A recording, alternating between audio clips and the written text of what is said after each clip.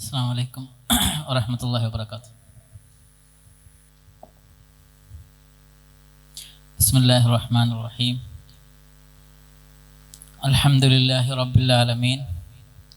അല്ലാഹുമ്മ സ്വല്ലി അലാ സയ്യിദിനാ മുഹമ്മദിൻ വഅലാ ആലി സയ്യിദിനാ മൗലാനാ മുഹമ്മദ്.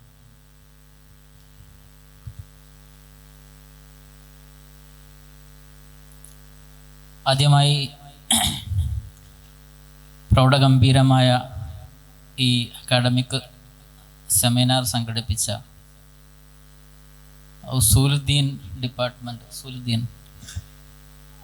എൻ്റെ ഹൃദയം നിറഞ്ഞ ആശംസകൾ നേരുകയാണ്. ഭാവിയിലും ഇതേപോലെയുള്ള പരിപാടികൾ സംഘടിപ്പിക്കാൻ നിങ്ങൾക്ക് കഴിയട്ടെ എന്ന് ആശംസിക്കുകയും കൂടി ചെയ്യാം. നമുക്ക് ഏകദേശം ഒരു മണിക്കൂറാണ് നമ്മുടെ വിഷയം കൈകാര്യം ചെയ്യാനുള്ളത്.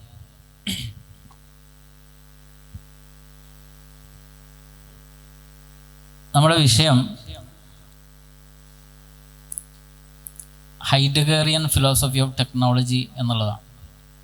ടെക്നോളജിയെക്കുറിച്ച് ഹൈഡഗറിൻ്റെ കാഴ്ചപ്പാട് എന്താണെന്നുള്ളതാണ് നമ്മൾ സംസാരിക്കാൻ പോകുന്ന വിഷയം. ആദ്യമായി എന്താണ് ടെക്നോളജിയെക്കുറിച്ചുള്ള നമ്മുടെ ധാരണ?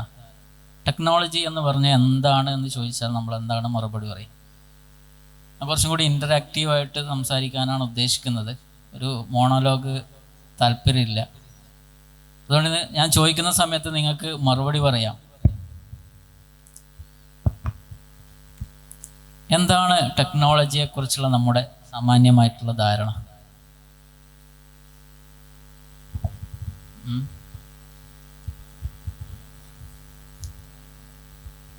സാധാരണഗതിയിൽ നമ്മൾ ടെക്നോളജിയെക്കുറിച്ച് സംസാരിക്കുമ്പോൾ ഒരർത്ഥത്തിൽ നമ്മൾ ടെക്നോളജിയാൽ ചുറ്റപ്പെട്ടിരിക്കുകയാണ്, അല്ലേ? നമുക്ക് ചുറ്റും ടെക്നോളജിയാണ്, അല്ലേ? മൈക്ക് ഒരു ടെക്നോളജിയുടെ ഒരു പ്രധാനപ്പെട്ട ഭാഗമാണ്. ഈ ലൈറ്റ്, AC, ഇതൊക്കെ ടെക്നോളജിയുടെ ഭാഗമാണ്. ഇങ്ങനെയാണ് നമ്മുടെ ഒരു സാമാന്യ ധാരണ. ഇതൊക്കെ ടെക്നോളജിക്കൽ ആർട്ടിഫാക്റ്റ് ആണെന്നുള്ളതാണ്. പക്ഷേ ഹൈഡഗർ എന്ന് പറയുന്ന മാർട്ടിൻ ഹൈഡഗറിനെ കുറിച്ച് ഒരുപക്ഷെ നിങ്ങൾ കേട്ടിട്ടുണ്ടാവും. മാർട്ടിൻ ഹൈഡഗർ 20-ാം നൂറ്റാണ്ടിലെ ആർഗ്യുവബിളി ഏറ്റവും ഇൻഫ്ലുവൻഷ്യൽ ആയിട്ടുള്ള കോണ്ടിനെൻ്റൽ ഫിലോസഫറായിട്ട് കണക്കാക്കപ്പെടുന്ന ഒരു ഫിലോസഫറാണ് മാർട്ടിൻ ഹൈഡഗർ. മാർട്ടിൻ ഹൈഡഗറിൻ്റെ കാഴ്ചപ്പാടിൽ, അദ്ദേഹത്തിൻ്റെ ഫിലോസഫിയിൽ എന്താണ് ടെക്നോളജിയെക്കുറിച്ച് അദ്ദേഹം സംസാരിക്കുന്നത് എന്നത് വളരെ ശ്രദ്ധേയമായിട്ടുള്ള ഒരു ഭാഗമാണ്. ഇപ്പം ഞാൻ ഇനീഷ്യലായിട്ടുള്ളൊരു ചോദ്യം ചോദിച്ചു, നമ്മുടെ സാമാന്യ ധാരണയെക്കുറിച്ചുള്ളൊരു മനസ്സിലാക്കൽ നമുക്കുണ്ട്. പക്ഷേ ഈ അർത്ഥത്തിലല്ല മാർട്ടിൻ ഹൈഡഗർ ടെക്നോളജിയെ സമീപിക്കുന്നത്. ഇപ്പോൾ ആദ്യമായിട്ട് നമ്മളൊരു ഫിലോസഫിക്കൽ ടെക്സ്റ്റിന് ഹൈഡഗറിൻ്റെ കരിയറിൽ ടെക്നോളജിയെക്കുറിച്ച് മാത്രം ഫോക്കസ് ചെയ്തിട്ട് അദ്ദേഹം എഴുതുന്ന ഏറ്റവും പ്രധാനപ്പെട്ട വർക്ക് ക്വസ്റ്റ്യൻ കൺസേണിങ് ടെക്നോളജി എന്ന് പറയുന്ന വർക്കാണ്. നിങ്ങളൊരു പക്ഷേ കണ്ടിട്ടുണ്ടാവും, വായിക്കാൻ ശ്രമിച്ചിട്ടുണ്ടാവും. Question concerning technology.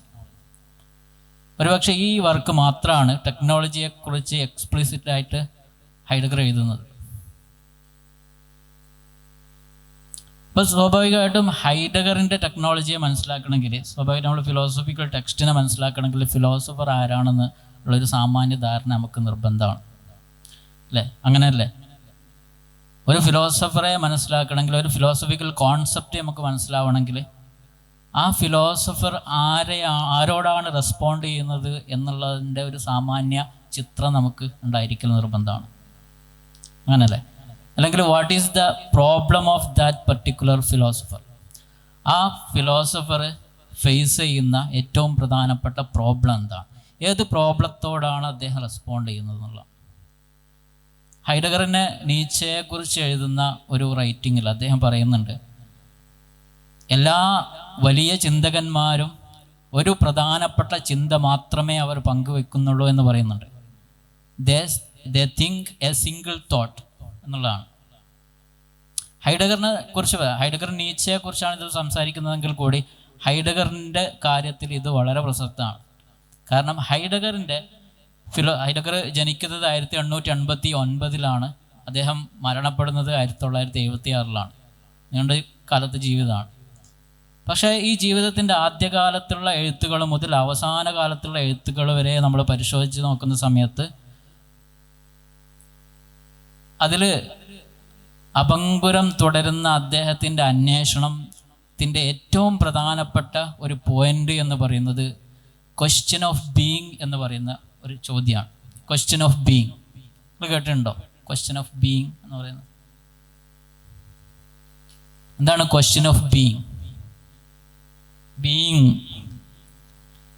വുജൂദ് എന്നൊക്കെ പറയല്ലോ അറബിയിൽ.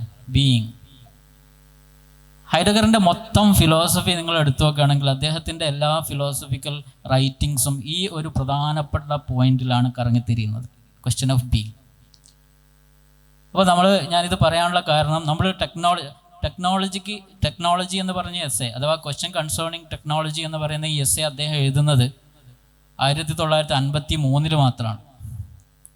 1949 അദ്ദേഹം ബ്രീമൻ എന്ന് പറയുന്ന ജർമ്മനിയിലെ പ്രധാനപ്പെട്ട ഒരു നഗരത്തിൽ അദ്ദേഹം നടത്തുന്ന ഒരു പ്രഭാഷണമുണ്ട്, insight into that which is എന്ന് പറയുന്ന ഒരു പ്രഭാഷണം. ആ പ്രഭാഷണം 4 ഭാഗങ്ങളായിട്ടാണ് ഉള്ളത്.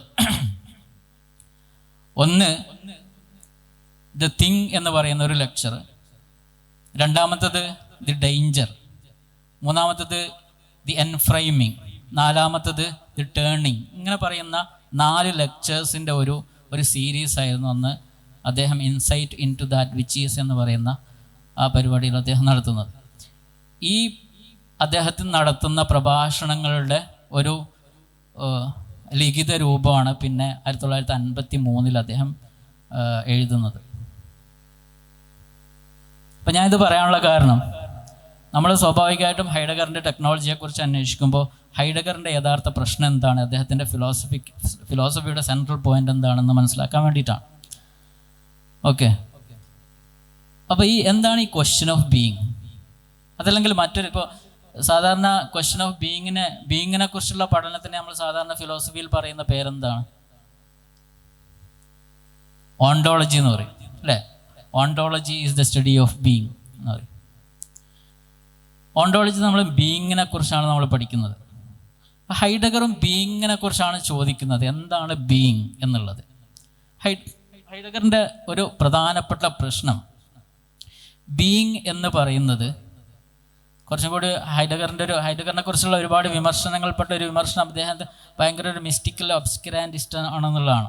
അദ്ദേഹം പറയുന്ന അദ്ദേഹത്തിൻ്റെ അതിനെക്കുറിച്ച് പറയുന്ന സമയത്ത് അദ്ദേഹത്തിൻ്റെ ഏർലി ഹൈഡഗർ, ലേറ്റർ ഹൈഡഗർ എന്നുള്ള വർഗീകരണം സാധാരണ എല്ലാവരും നടത്താറുണ്ട്.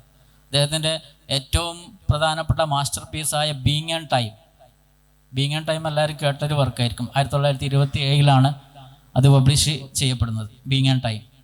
അപ്പോൾ ഈ ബീയിങ് ആൻഡ് ടൈം പബ്ലിഷ് ചെയ്തതിന് ശേഷം ഏകദേശം ഒരു 1930-കൾക്ക് ശേഷമുള്ള അദ്ദേഹത്തിൻ്റെ റൈറ്റിങ്സിനെ കുറിച്ച് പറയാൻ വേണ്ടിയിട്ടാണ് ലേറ്റർ ഹൈഡഗർ എന്ന് സാധാരണ പറയാറുള്ളത്. ഉദാഹരണത്തിന് origin of the work of ആർട്ടിനെ കുറിച്ചുള്ള അദ്ദേഹത്തിൻ്റെ വളരെ ശ്രദ്ധേയമായൊരു നിരീക്ഷണമാണത്, origin of the work of art. അതേപോലെ തന്നെ അദ്ദേഹത്തിൻ്റെ ലെറ്റർ ഓൺ ഹ്യൂമനിസം എന്ന് പറയുന്നൊരു വർക്ക്, അതുപോലെ തന്നെ നമ്മൾ ഇന്ന് ചർച്ച ചെയ്യുന്ന ക്വസ്റ്റ്യൻ കൺസേണിങ് ടെക്നോളജി എന്ന് പറയുന്ന വർക്ക്, ഇതൊക്കെ ലേറ്റർ ഹൈഡഗറിൻ്റെ ഏറ്റവും പ്രധാനപ്പെട്ട റൈറ്റിങ്സുകളാണ്. അദ്ദേഹത്തിൻ്റെ ബീയിങ് ആൻഡ് ടൈമിനെ കുറിച്ച് പറയുകയാണെങ്കിൽ അത് 2 ഭാഗങ്ങളിലായിട്ട് എഴുതണമെന്നായിരുന്നു അദ്ദേഹം വിചാരിച്ചിരുന്നത്, ഓരോ ഭാഗത്തിനും 3 ഡിവിഷൻ. പക്ഷേ അദ്ദേഹത്തിന് ആദ്യ ഭാഗത്തെ 2 ഡിവിഷൻ മാത്രമേ പൂർത്തിയാക്കാൻ കഴിഞ്ഞുള്ളൂ. അദ്ദേഹം പറയുന്നത് ബാക്കിയുള്ള ഭാഗം എഴുതാൻ അദ്ദേഹത്തിൻ്റെ ഈ ചിന്തയെ ഭാഷയിലേക്ക് പരിവർത്തനം ചെയ്യാൻ അതിൻ്റെ ഒരു അസാധ്യതയാണ് അദ്ദേഹത്തിന് എഴുതാൻ പറ്റാത്തതിൻ്റെ കാരണം എന്നുള്ളതാണ്.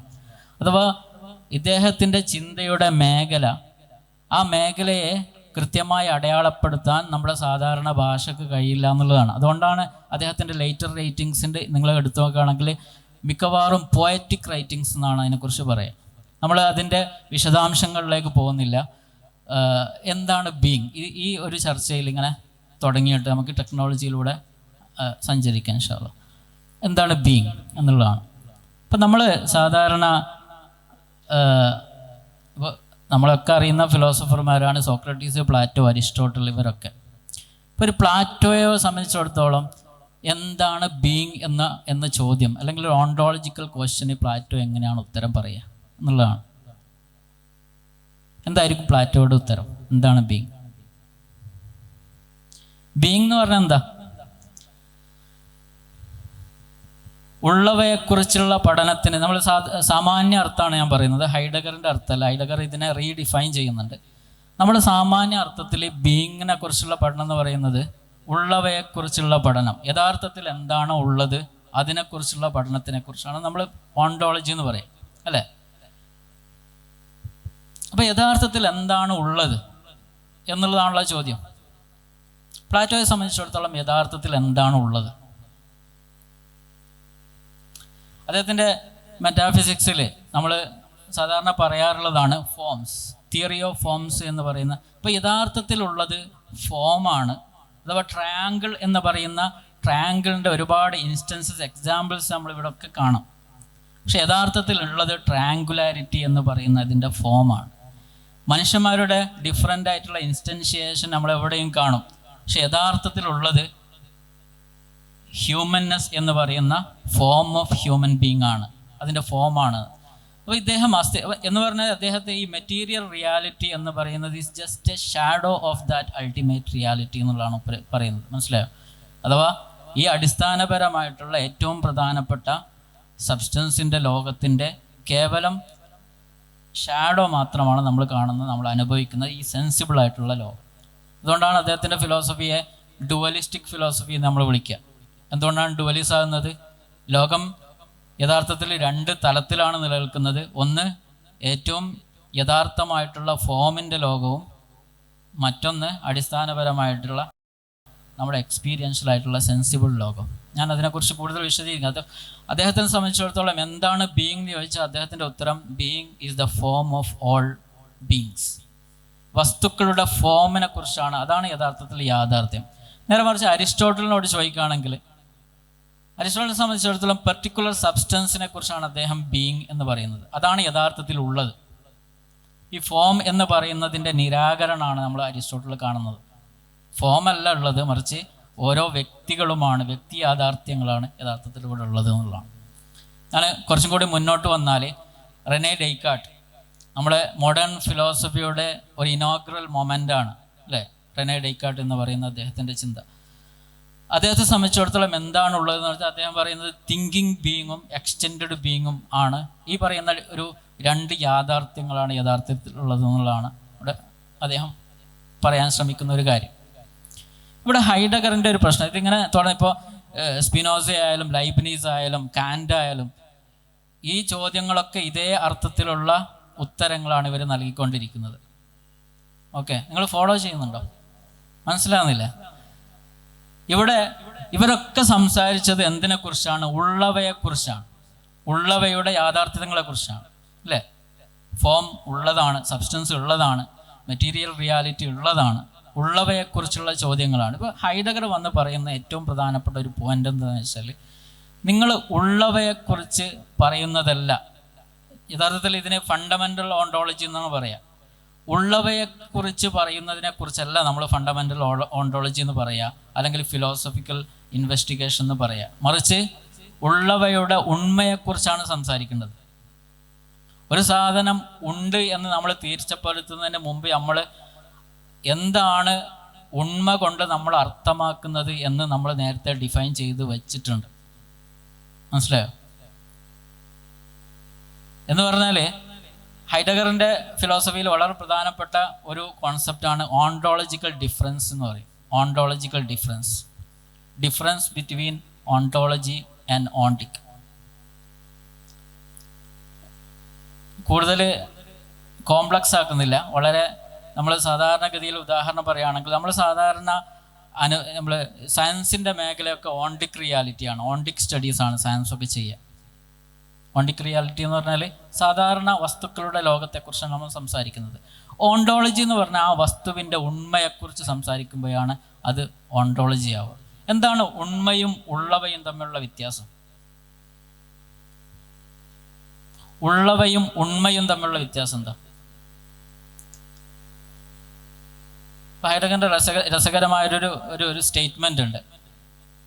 Being is not a being എന്ന് പറയുന്നതിന് മുമ്പ് being is not an entity. ഇപ്പം നമ്മൾ സാധാരണ സിറ്റിംഗ് എന്ന് പറയല്ലേ, സ്റ്റാൻഡിങ് എന്ന് പറയല്ലേ, റണ്ണിങ് എന്ന് പറയുന്നുണ്ട്. അങ്ങനെ ഒരുപാട് ഇൻഫിനിറ്റീവായിട്ട് നമ്മൾ പറയുന്ന കുറേ സാധനങ്ങളാണ്. ഇൻഫിനിറ്റീവ് എന്ന് പറയില്ല, മസ്ദറായിട്ട് പറയുന്ന കുറേ സാധനങ്ങൾ. അപ്പോൾ അതേപോലെ ഒരു കോൺസെപ്റ്റാണ് ബീയിങ് എന്ന് പറയുന്നത്. ബീയിങ്ങിന് ഇൻഫിനിറ്റീവായിട്ടുള്ള ഒരു മീനിങ് കൂടിയുണ്ട്. എന്ന് പറഞ്ഞാൽ ഉണ്ടാവൽ, ഉണ്മ, ഉണ്മയിലിതമാവൽ എന്നുള്ള അർത്ഥത്തിലുള്ള ഒരു പ്രയോഗം കൂടിയാണ് ബീയിങ്. അപ്പോൾ ഹൈഡഗറിൻ്റെ ഏറ്റവും പ്രധാനപ്പെട്ട ഒരു വിമർശനം, ഇവരൊക്കെ സംസാരിച്ചത്, അഥവാ ട്രഡീഷണൽ ഫിലോസഫേഴ്സ് ആയിട്ടുള്ള സോക്രട്ടീസും പ്ലാറ്റോവും അരിസ്റ്റോട്ടലും റെനെ ഡെയ്ക്കാർട്ടും കാൻറ്റും ഒക്കെ സംസാരിച്ചത് ഉള്ളവയെക്കുറിച്ചാണ്. ഉള്ളവയെക്കുറിച്ചല്ല യഥാർത്ഥത്തിൽ ഫിലോസഫി ചർച്ച ചെയ്യേണ്ടത്, മറിച്ച് ഉള്ളവയുടെ ഉണ്മയെക്കുറിച്ചാണ്, ഉള്ളവയുടെ ഉണ്ടാവലിനെ കുറിച്ചാണ്. മനസ്സിലായോ? നമ്മൾ അറബിയിൽ വുജൂദ് എന്നുള്ള പറയുന്ന ടേം കുറച്ചും കൂടി മീനിങ് ഫുൾ ആയിരിക്കും. വുജൂദ് എന്ന് പറയുമ്പോൾ നമ്മൾ ഉദ്ദേശിക്കുന്നത് മൗജൂദ് എന്നുള്ള അർത്ഥത്തിലല്ല, മറിച്ച് അതിൻ്റെ ഉണ്ടാവലിനെ സൂചിപ്പിക്കാൻ വേണ്ടിയിട്ടാണ് അത് ഉപയോഗിക്കുക. ഓക്കെ, ഇതുവരെ പറഞ്ഞ കാര്യങ്ങൾ ഓക്കെ ആണോ? മനസ്സിലായോ? വസ്തുക്കളുടെ ഉണ്മയിൽ നിന്ന് വ്യത്യസ്തമാണ്. ഇതാണ് പറഞ്ഞു വന്നത്. വസ്തുക്കളുടെ ഉണ്മയിൽ നിന്ന് വ്യത്യസ്തമാണെന്നുള്ളത്. അതിനെക്കുറിച്ചാണ്, ഈ ഉണ്മയെക്കുറിച്ച് പഠിക്കുന്ന പഠനത്തിനെ കുറിച്ചാണ് നമ്മൾ ഓണ്ടോളജി എന്ന് പറയുക. ഓക്കെ, ഇനി നമ്മൾ ടെക്നോളജിയിലേക്ക് പോകുന്ന സമയത്ത് ഹൈഡഗർ ബീയിങ് ആൻഡ് ടൈമിൽ തന്നെ പറയുന്ന ഒരു പ്രധാനപ്പെട്ട ഒരു ഫെനോമനോ, only as phenomenology is ontology possible എന്ന് പറയുന്നുണ്ട്. എന്താണ് ഈ ഫെനോമനോളജി കൊണ്ട് നമ്മൾ ഉദ്ദേശിക്കുന്നത്? ഈ ഉണ്മയെക്കുറിച്ചുള്ള പഠനമൊക്കെ ഫെനോമനോളജിയിലൂടെ മാത്രമേ നമുക്ക് മനസ്സിലാക്കാൻ കഴിയുള്ളൂ എന്നുള്ളതാണ്. എന്ന് പറഞ്ഞാൽ മലയാളത്തിൽ പറയുകയാണെങ്കിൽ ഭവശാസ്ത്രം എന്ന് പറയും ഓണ്ടോളജിക്ക്. ഭവശാസ്ത്രം, ഈ ഭവശാസ്ത്രം എപ്പോഴും അനുഭവമായിട്ട് ബന്ധപ്പെട്ടതാണെന്ന് അർത്ഥം. ഫെനോമനോളജി എന്ന് പറഞ്ഞാൽ അനുഭവമാണ്. എന്ന് പറഞ്ഞാൽ എന്താണ്? ഞാനൊരു ഉദാഹരണം പറയാം. ഒരു വസ്തുവിൻ്റെ ഉണ്മ എന്ന് പറയുന്ന സമയത്ത്, ഇവിടെ ഈ മൈക്ക്, ഈ സ്ക്രീൻ ആയിക്കോട്ടെ, ഈ സ്ക്രീൻ ഇവിടെ ഉണ്ട്. ഇതൊരു ക്ലാസ് റൂമാണെന്ന് സങ്കല്പിക്കുക. ഇത് ബ്ലാക്ക് ബോർഡാണെന്ന് സങ്കല്പിക്കുക. നമുക്ക് കുറച്ചും കൂടി മീനിങ് ഫുൾ ആയിട്ട് ഉദാഹരണം പറയാൻ അതായിരിക്കും നല്ലത്. ഇതൊരു ബ്ലാക്ക് ബോർഡ് ആണെങ്കിൽ ഈ ബ്ലാക്ക് ബോർഡ് എപ്പോഴാണ് നമ്മൾ ബ്ലാക്ക് ബോർഡായിട്ട് അനുഭവിക്കുന്നത്? എങ്ങനെയാണ്, എന്ത് കോണ്ടെക്സ്റ്റിലാണ് ഇതിനെ അനുഭവിക്കുന്നത്? എന്തുകൊണ്ടാണ് ഇത് ബ്ലാക്ക് ബോർഡ് ആവുന്നത്? ഒരു ക്ലാസ് റൂമിൻ്റെ കോണ്ടെക്സ്റ്റിലാണ്. ക്ലാസ് റൂമാണ് യഥാർത്ഥത്തിൽ ഈ ബ്ലാക്ക് ബോർഡിനെ ബ്ലാക്ക് ബോർഡ് ആക്കുന്നത്. അതുകൊണ്ടാണ് ബീയിങ്ങിനെ കുറിച്ചുള്ള ഡെഫിനിഷനിൽ ഹൈഡഗർ പറയുന്നത്, being is that on the basis of which beings R understood എന്ന് പറയുന്നത്. Being is that on the basis of which beings R understood. എന്തിൻ്റെ ബേസിലാണോ വസ്തുക്കളെ നമ്മൾ മനസ്സിലാക്കുന്നത്, ആ ബേസിസിനെ കുറിച്ചാണ് നമ്മൾ എന്തെന്ന് പറയുക? ബീയിങ് എന്ന് പറയുക. ഇവിടെ നിങ്ങൾ ഹൈഡഗറിൻ്റെ ടെക്സ്റ്റ് വായിക്കുന്ന സമയത്ത് ചെറിയ അക്ഷരത്തിൽ ബീയിങ് എന്ന് എഴുതിയിട്ടുണ്ടാവും, വലിയ അക്ഷരത്തിലും ബീയിങ് എന്ന് എഴുതിയ നിങ്ങൾക്ക് കാണാൻ പറ്റും. അപ്പോൾ വലിയ അക്ഷരത്തിൽ അഥവാ ക്യാപിറ്റൽ ബിയിൽ എഴുതിയ ബീയിങ് ആണ് നമ്മൾ ഉദ്ദേശിക്കുന്ന ഓണ്ടോളജിയുടെ ബീയിങ്. ബാക്കിയുള്ള ബീയിങ് യഥാർത്ഥത്തിൽ സാധാരണ എൻറ്റിറ്റീസ്, വസ്തുക്കൾ, തിങ്സ് എന്ന ആ അർത്ഥത്തിലുള്ള ബീയിങ് ആണ്. അപ്പോൾ ഇത് ഇങ്ങനെ അല്ലാതെ എഴുതുന്ന ഒരുപാട് റൈറ്റിങ്സ് ഉണ്ട്. അത് ഒരു ഡിബേറ്റ് തന്നെ ഉണ്ട്, അങ്ങനെ എഴുതേണ്ട ആവശ്യമുണ്ടോ ഇല്ലേ, രണ്ട് പക്ഷങ്ങളുണ്ട്, അതിലേക്ക് നമ്മൾ കടക്കേണ്ട ആവശ്യമില്ല. അപ്പോൾ നമ്മൾ ഇവിടെ ഒരു വസ്തു നമ്മുടെ മുമ്പിൽ പ്രത്യക്ഷപ്പെടുന്നത്, ഇപ്പോൾ സാധാരണഗതിയിൽ നമ്മൾ പറയും, നമ്മൾ ഒരു മരത്തിനെക്കുറിച്ച് സംസാരിക്കുന്ന സമയത്ത് മരം ഒരു വസ്തുവാണല്ലോ. മരം ഒരു വസ്തുവാകുന്നത്, ഒരു മരമാവുന്നത് ആർക്കാണ്? മരത്തിനാണോ? നമുക്കാണല്ലോ. അപ്പം യഥാർത്ഥത്തിൽ ഉണ്മയുടെ ഈ ഡിസ്ക്ലോഷർ സംഭവിക്കുന്നത്, ഡിസ്ക്ലോഷർ എന്ന് പറഞ്ഞാൽ ഉണ്മ യഥാർത്ഥത്തിൽ റിവീൽ ചെയ്യപ്പെടുന്നത് നമ്മളിൽ തന്നെയാണ് എന്നുള്ളതാണ്. എന്ന് പറഞ്ഞാൽ എന്താ? ഇവിടെ ഉള്ള ഓരോ വസ്തുവും യഥാർത്ഥത്തിൽ ആ വസ്തു സ്വതന്ത്രമായി നിലനിൽക്കുകയല്ല, മറിച്ച് ആ വസ്തുവിനെ വസ്തുവാക്കുന്നത് ഒരുപക്ഷെ നമ്മളിലൂടെയാണ് ആ വസ്തു ആക്കപ്പെടുന്നത്. എന്ന് പറഞ്ഞാൽ ഇവിടെ ബ്ലാക്ക് ബോർഡ് ഉണ്ടാവുന്നത് നമ്മൾ അതിന് ബ്ലാക്ക് ബോർഡ് എന്ന് പറയുന്ന അർത്ഥത്തിൽ അതിനെ സങ്കല്പിക്കുമ്പോഴാണല്ലോ. എന്ന് പറഞ്ഞാൽ നമ്മൾ അതിനങ്ങനെ മീനിങ് കൊടുക്കുന്നു എന്നുള്ളതല്ല, മറിച്ച് ആ കോണ്ടക്സ്റ്റിൽ നമ്മൾ പ്രധാനമാണ്. അപ്പം നമ്മളിൽ ഡിസ്ക്ലോഷർ ചെയ്യപ്പെടുന്ന ബീയിങ്സ് ആണ് യഥാർത്ഥത്തിൽ നമ്മുടെ മുമ്പിലുള്ള എല്ലാ എൻറ്റിറ്റീസും. ഇതിനെക്കുറിച്ചാണ് അദ്ദേഹം റിവീലിംഗ് ഓഫ് ബീയിങ് എന്ന് പറയുന്നത്. റിവീലിംഗ് ഓഫ് ബീയിങ് എന്താണ് റിവീലിംഗ് ഓഫ് ബീയിങ് എന്ന് പറഞ്ഞാൽ? റിവീൽ ചെയ്യപ്പെടുക, അൺകൺസീൽമെൻ്റ് എന്നൊക്കെ മുമ്പ് പറയുന്നത്, അലീത്തിയ പറയുന്നുണ്ട്. റിവീൽ ചെയ്യപ്പെടുന്ന പറഞ്ഞാൽ ഇപ്പോൾ നിങ്ങൾ റിവീൽ ചെയ്യപ്പെടുന്ന സാധാരണ ഒരു ഭയങ്കര മിസ്റ്റിക്കൽ കൊണോട്ടേഷൻ ഉള്ളൊരു പദമാണ് റിവീൽ ചെയ്യപ്പെടുക, അൺകൺസീൽ ചെയ്യപ്പെടുക എന്നൊക്കെ പറയുന്നത്. അത്ര ആഴത്തിലൊന്നും നമ്മൾ പോകേണ്ട ആവശ്യമില്ല. നമ്മളിപ്പോൾ ഉദാഹരണത്തിന് ഇതൊരു ക്ലാസ് റൂമാണെങ്കിൽ നിങ്ങൾ ഡോറ് തുറന്ന് കയറി വരുന്ന സമയത്ത് ഈ പറയുന്ന നേരത്തെ ഞാൻ ഉദാഹരണത്തിൽ പറഞ്ഞ ഈ ബ്ലാക്ക് ബോർഡ് കാണാം. ആ ബ്ലാക്ക് ബോർഡ് കാണുന്ന സമയത്ത് അവിടെ എന്താ സംഭവിക്കുന്നത്? ആ ബ്ലാക്ക് ബോർഡ് നിങ്ങൾക്ക് മുമ്പിൽ റിവീൽ ചെയ്യപ്പെടുകയാണ് അല്ലേ? അതെങ്ങനെയാണ് റിവീൽ ചെയ്യപ്പെടുന്നത്? ഈ ക്ലാസ് റൂമിൻ്റെ കോണ്ടക്സ്റ്റിലാണ്. പക്ഷേ ഈ ക്ലാസ് റൂം എങ്ങനെയാണ് റിവീൽ ചെയ്യപ്പെടുന്നത്? ക്ലാസ് റൂം എങ്ങനെയാണ് റിവീൽ ചെയ്യപ്പെടുക? ക്ലാസ് റൂം യൂണിവേഴ്സിറ്റി സിസ്റ്റത്തിൻ്റെ, ഒരു എഡ്യൂക്കേഷണൽ ഇൻസ്റ്റിറ്റ്യൂഷൻ്റെ കോണ്ടക്സ്റ്റിലാണ്. ആ എഡ്യൂക്കേഷണൽ സിസ്റ്റത്തിനെ ഒരു എഡ്യൂക്കേഷണൽ സിസ്റ്റമായിട്ട് നമ്മൾ എങ്ങനെയാണ് മനസ്സിലാക്കുക? അതൊരു വൈഡർ എഡ്യൂക്കേഷണൽ നെറ്റ്വർക്കിൻ്റെ ഭാഗമായിട്ടാണ് നമ്മൾ മനസ്സിലാക്കുക. അപ്പോൾ ഇവിടെ ഒരു ബ്ലാക്ക് ബോർഡ് ആവുന്നതിൻ്റെ കോണ്ടക്സ്ച്വൽ ടോട്ടാലിറ്റിയാണ് യഥാർത്ഥത്തിൽ ബീയിങ് എന്ന് പറയുന്നത്. മനസ്സിലായോ? അതിനെ വേൾഡ് എന്ന് വേണമെങ്കിൽ പറയാം. വേൾഡ് യഥാർത്ഥത്തിൽ നമ്മൾ സാധാരണഗതിയിൽ ലോകം എന്ന് പറഞ്ഞാൽ എന്താ? ഒരുപാട് വസ്തുക്കളുടെ കൂട്ടത്തിനെ കുറിച്ചാണ് നമ്മൾ ലോകം എന്ന് പറയുക അല്ലേ, വേൾഡ് എന്ന് പറയുക. പക്ഷെ യഥാർത്ഥത്തിൽ ഹൈഡഗർ പറയുന്നത് വേൾഡ് എന്ന് പറഞ്ഞാൽ ഇങ്ങനെ കുറേ വസ്തുക്കളുടെ കൂട്ടമല്ല, മറിച്ച് ഈ വസ്തുക്കൾ തമ്മിലുള്ള കോംപ്ലക്സ് ആയിട്ടുള്ള വെബ് ഓഫ് റിലേഷനാലിറ്റിയാണ്. എന്ന് പറഞ്ഞാൽ ഇവ തമ്മിലുള്ള ബന്ധമാണ്. ബന്ധത്തിൻ്റെ ഈ കോംപ്ലക്സിറ്റിയെ കുറിച്ചാണ് നമ്മൾ എന്തെന്ന് പറയുന്നത്? ലോകം എന്ന് പറയുന്നത്. അപ്പോൾ ഈ ക്ലാസ് റൂം ഒരു ലോകമാണ്. ഒരു പോയിന്റ് കൂടി പറഞ്ഞാൽ ഒരുപക്ഷെ നിങ്ങൾക്ക് കൂടുതൽ മനസ്സിലാവും. ഈ ക്ലാസ് റൂം എന്ന് പറയുന്ന ലോകത്തിൽ പ്ലേസ് ചെയ്യപ്പെടുന്നത് കൊണ്ടാണ് ബോർഡ് എന്താവുന്നത്? ബോർഡാവുന്നത്. മനസ്സിലായോ?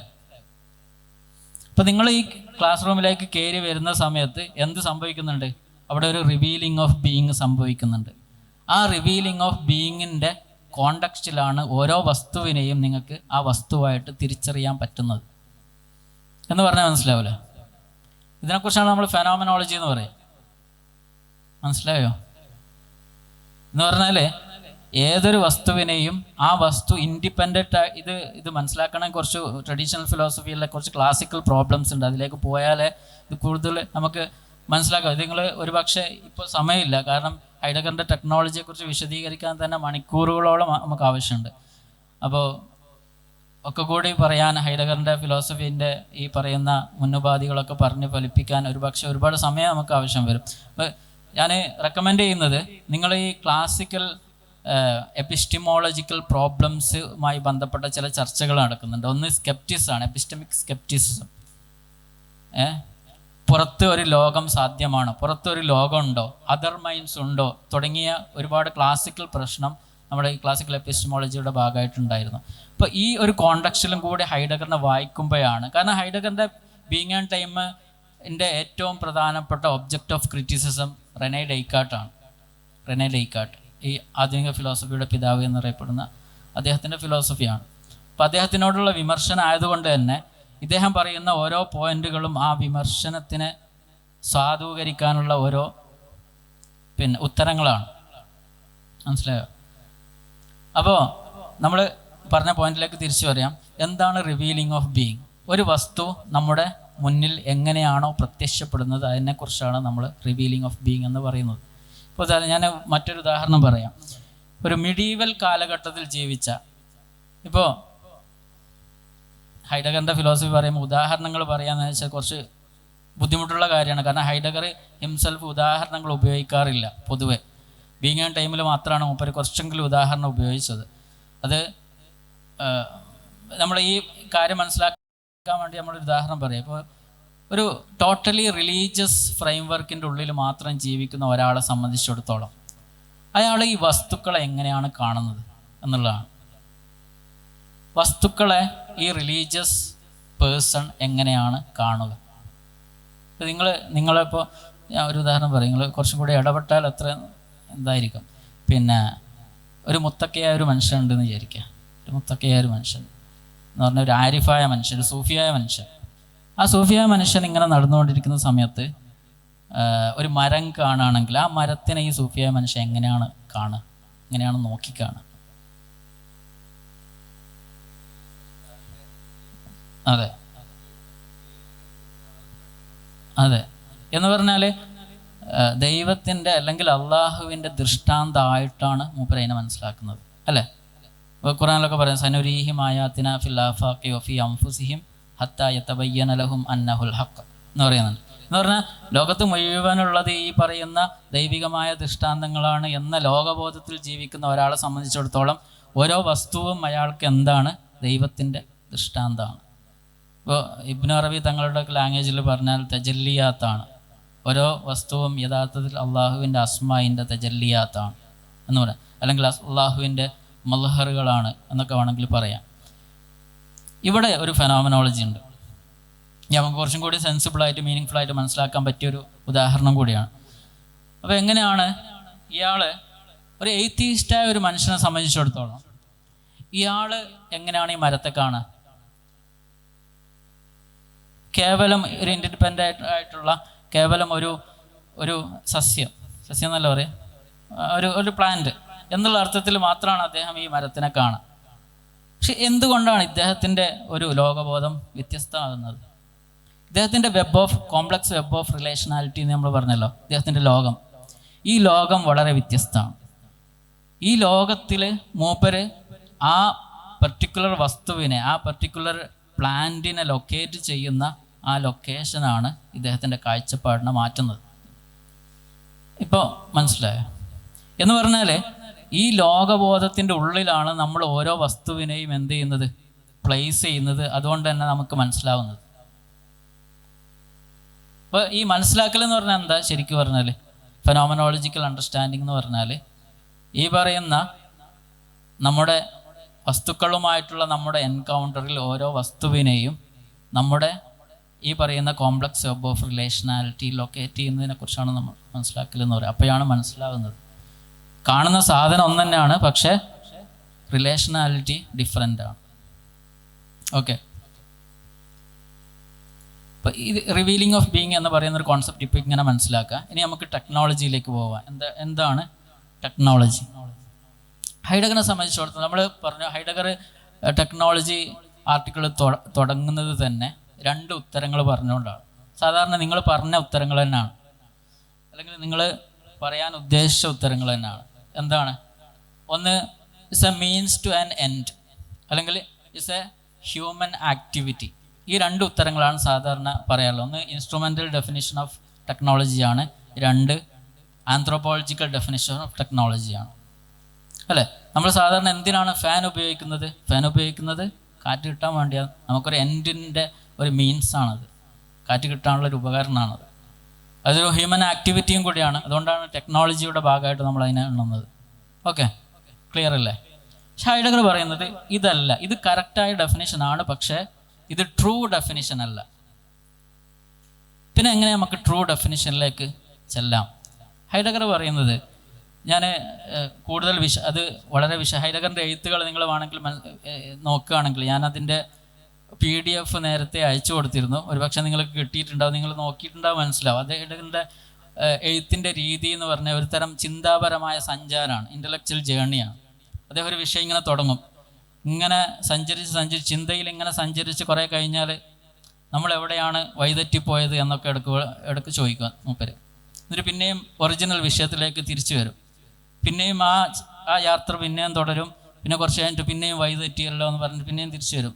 അങ്ങനെയുള്ള, കാരണം ഹൈഡഗറിൻ്റെ വർക്ക് എഡിറ്റ് ചെയ്ത ആളോട് അദ്ദേഹം പറയുന്ന ഒരു ഉപദേശമുണ്ട്. മൂപ്പര് പറയുന്നുണ്ട്, നിങ്ങൾ എൻ്റെ വർക്കല്ല പ്രധാനം, മറിച്ച് എൻ്റെ വേസ് ഓഫ് തോട്ടാണ് പ്രധാനമായിട്ട്. കാരണം എൻ്റെ വർക്കിലെ എൻ്റെ കൺക്ലൂഷനും ഞാൻ കൊടുക്കുന്ന എൻ്റെ ഡെഫിനിറ്റ് ആയിട്ടുള്ള മെത്തഡോളജി അല്ല പ്രധാനം, മറിച്ച് എൻ്റെ വേസ് ഓഫ് തോട്ടാണ്. ഞാൻ എങ്ങനെയാണ് കാട്ടുപാതയിലൂടെയുള്ള സഞ്ചാരം എന്നൊക്കെ അതിനെക്കുറിച്ച് അദ്ദേഹം വിശദീകരിക്കും. എങ്ങനെയാണ് കാട്ടുപാതയിലുള്ള സഞ്ചാരം പോസിബിൾ ആവുക? കാട്ടുപാതയിൽ സഞ്ചരിക്കുന്ന സമയത്ത് നമ്മളിങ്ങനെ സഞ്ചരിക്കും. ഒരുപക്ഷെ അതൊരു ഡെഡ് എൻഡിലേക്കായിരിക്കും അവസാനിക്കുക. അവിടുന്ന് പിന്നെ നമ്മൾ ഒരുപക്ഷെ തിരിച്ചു വരും, അല്ലെങ്കിൽ സൈഡ് വേസിലേക്ക് സഞ്ചരിക്കും. അവിടെ ഒരുപക്ഷെ ഡെഡ് എൻഡ് ആയിരിക്കും, പിന്നെയും തിരിച്ചു വരുകയോ മറ്റു വഴിയിലേക്ക് പോവുകയോ ചെയ്യും. ഇങ്ങനെ അവസാനം ഒരു ഓപ്പണിങ്ങിലേക്ക് എത്തും എന്നുള്ളതാണ്. അപ്പോൾ ഇദ്ദേഹത്തിൻ്റെ ചിന്തയും ഈ പറയുന്ന അർത്ഥത്തിലുള്ള ഒരു കാട്ടുപാതയിലൂടെയുള്ള ഒരു ഇൻ്റലക്ച്വൽ ജേണിയാണ് എന്ന് അദ്ദേഹം തന്നെ പറയുന്നുണ്ട്. അപ്പോൾ ആ അർത്ഥത്തിൽ തന്നെ നമ്മൾ ഇദ്ദേഹത്തിൻ്റെ എസ്സയെ സമീപിക്കണം. നിങ്ങൾ ഈ പരിപാടി കഴിഞ്ഞതിന് ശേഷം നിങ്ങൾ നിർബന്ധമായും ഒരുപക്ഷെ നല്ലൊരു ഫിലോസഫിക്കൽ എക്സ്പീരിയൻസും കൂടിയായിരിക്കും അത്. ഇദ്ദേഹത്തിൻ്റെ ഈ പറയുന്ന ക്വസ്റ്റ്യൻ കൺസേണിങ് ടെക്നോളജി എന്ന് പറയുന്ന ആർട്ടിക്കിൾ നിർബന്ധമായിട്ട് വായിക്കാൻ ശ്രമിക്കുക. അതിൻ്റെ ഒരു പ്രീ സപ്പോസിഷനൊക്കെ നമുക്ക് മനസ്സിലായാൽ ഒരുപക്ഷെ ആ ആർട്ടിക്കിൾ വായിക്കാൻ വലിയ പ്രയാസം ഉണ്ടാവില്ല. അപ്പോൾ അദ്ദേഹം പറയുന്നത് ഈ ടെക്നോളജി എന്ന് പറഞ്ഞാൽ ഈ പറയുന്ന വസ്തുക്കളല്ല ടെക്നോളജി എന്ന് പറയുന്നത്, മറിച്ച് വസ്തുക്കൾ എങ്ങനെയാണ് നമ്മുടെ മുമ്പിൽ അറൈവ് ചെയ്യുന്നത്. കുറച്ചും കൂടി സിമ്പിളായി പറഞ്ഞാൽ നമ്മൾ എങ്ങനെയാണ് വസ്തുക്കളെ അനുഭവിക്കുന്നത്, അതിൻ്റെ മോഡ് ഓഫ് റിവീലിങ്ങിനെ കുറിച്ചാണ് നേരത്തെ പറഞ്ഞല്ലോ, റിവീലിംഗ് ഓഫ് ബീയിങ്. ഈ മോഡ് ഓഫ് റിവീലിംഗ് ആണ് യഥാർത്ഥത്തിൽ ടെക്നോളജി എന്നതുകൊണ്ട് അദ്ദേഹം ഉദ്ദേശിക്കുന്നത്. ഒരു ഹിസ്റ്റോറിക്കൽ ബാക്ക്ഗ്രൗണ്ട് പറയുകയാണെങ്കിൽ അദ്ദേഹം ചരിത്രത്തെ പല ഘട്ടങ്ങളിലായിട്ട് ഇങ്ങനെ വേർതിരിക്കുന്നുണ്ട്. ഒന്ന് സോക്രാറ്റിക് പീരീഡ് എന്ന് പറയുന്ന അദ്ദേഹത്തിൻ്റെ ഒരു ഗ്രീക്ക് കാലഘട്ടത്തെക്കുറിച്ച് അദ്ദേഹം സംസാരിക്കുന്നുണ്ട്. ഈ രണ്ടാമത്തത് കംപ്ലീറ്റ്ലി റിലീജിയസ് ആയിട്ടുള്ള ഒരു എപ്പോക്കിനെ കുറിച്ച്. എപ്പോക്ക് എന്ന് പറഞ്ഞാൽ എന്താ, ഒരു സ്പെസിഫിക് ഡ്യൂറേഷൻ ഓഫ് ടൈമിനെ കുറിച്ചാണ് എപ്പോക്ക് എന്ന് സാധാരണ പറയാറുള്ളത്. അപ്പോൾ എപ്പോക്ക് എന്ന് പറയുന്ന സമയത്ത്, റിലീജിയസ് എപ്പോക്ക് എന്ന് പറയുന്ന സമയത്ത് അന്നത്തെ ഡോമിനൻ്റ് ആയിട്ടുള്ള അണ്ടർസ്റ്റാൻഡിങ് ഓഫ് ബീയിങ് എന്ന് പറയുന്നത് ദൈവവുമായി ബന്ധപ്പെട്ടതാണ്, അല്ലെങ്കിൽ റിലീജിയസ് തീമുമായി ബന്ധപ്പെട്ടതായിരിക്കും. മനസ്സിലായോ? എന്ന് പറഞ്ഞാൽ മിഡീവൽ കാലഘട്ടത്തിൽ ജീവിച്ച, ഞാൻ നേരത്തെ ഒരു മുത്തക്കിയായ ഒരു മനുഷ്യൻ്റെ ഉദാഹരണം പറഞ്ഞല്ലോ. ഒരു മിഡീവൽ കാലഘട്ടത്തിൽ ജീവിച്ച ഒരാളെ സംബന്ധിച്ചിടത്തോളം അയാൾ എൻകൗണ്ടർ ചെയ്യുന്നതൊക്കെ എന്തിനെയാണ്? ദൈവത്തിൻ്റെ സൃഷ്ടികളെയാണ്. അദ്ദേഹത്തിൻ്റെ ഫെലോ ബീയിങ്സൊക്കെ ആരാണ്? ദൈവത്തിൻ്റെ സൃഷ്ടികളാണ്. അദ്ദേഹം കാണുന്ന ആകാശവും ചന്ദ്രനും നക്ഷത്രങ്ങളും അദ്ദേഹം എന്തായിട്ടാണ് അദ്ദേഹം അനുഭവിക്കുന്നത്? ദൈവത്തിൻ്റെ സൃഷ്ടിയായിട്ടാണ് അനുഭവിക്കുന്നത്. അപ്പോൾ ഇതിൻ്റെ ശേഷം വന്ന മറ്റൊരു എപ്പോക്കാണ്, ഇത് വളരെ ചുരുക്കി പറയാണ്, ഒരുപാട് വിശദീകരിച്ച് പറയേണ്ട ഒരു വിഷയമാണ്. ഇതിൻ്റെ ശേഷം വന്ന റിലീജിയസ് എപ്പോക്കിൻ്റെ ശേഷം വന്ന മറ്റൊരു എപ്പോക്കാണ് മോഡേൺ എപ്പോക്ക് എന്ന് അദ്ദേഹം വിളിക്കുന്നൊരു മതം.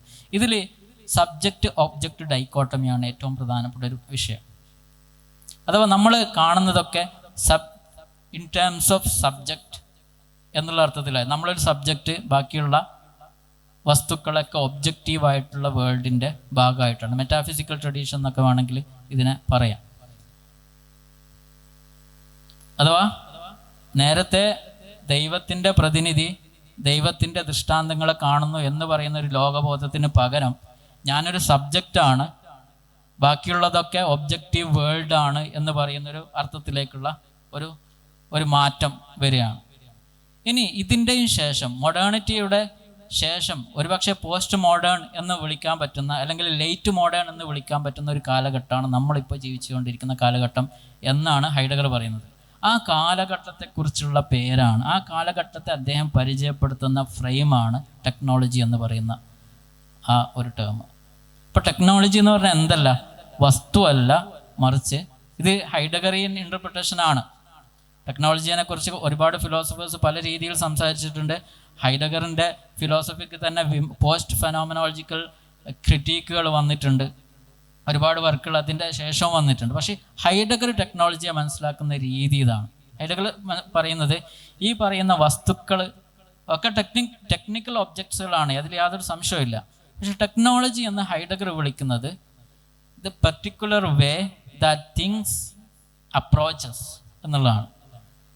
വസ്തുക്കൾ നമ്മളെ അപ്രോച്ച് ചെയ്യുന്ന ഒരു പ്രത്യേക രീതിയെക്കുറിച്ചാണ് അദ്ദേഹം സംസാരിക്കുന്നത്. എന്താണ് ഈ പ്രത്യേക രീതിയുടെ പ്രത്യേകത എന്ന് പറഞ്ഞാൽ, മധ്യകാലഘട്ടത്തിൽ ഈ പറയുന്ന വസ്തുക്കളൊക്കെ ദൈവത്തിൻ്റെ ദൃഷ്ടാന്തമായിട്ട് നമ്മുടെ മുമ്പിൽ വന്നിരുന്നെങ്കിൽ ടെക്നോളജിയിൽ അതെങ്ങനെയാണ് വരുന്നത് എന്നുള്ളതാണ് വിഷയം. ടെക്നോളജിയിൽ എങ്ങനെയാണ് ഈ പറയുന്ന വസ്തുക്കളൊക്കെ നമ്മുടെ മുമ്പിൽ നമ്മെ അപ്രോച്ച് ചെയ്യുന്നത്?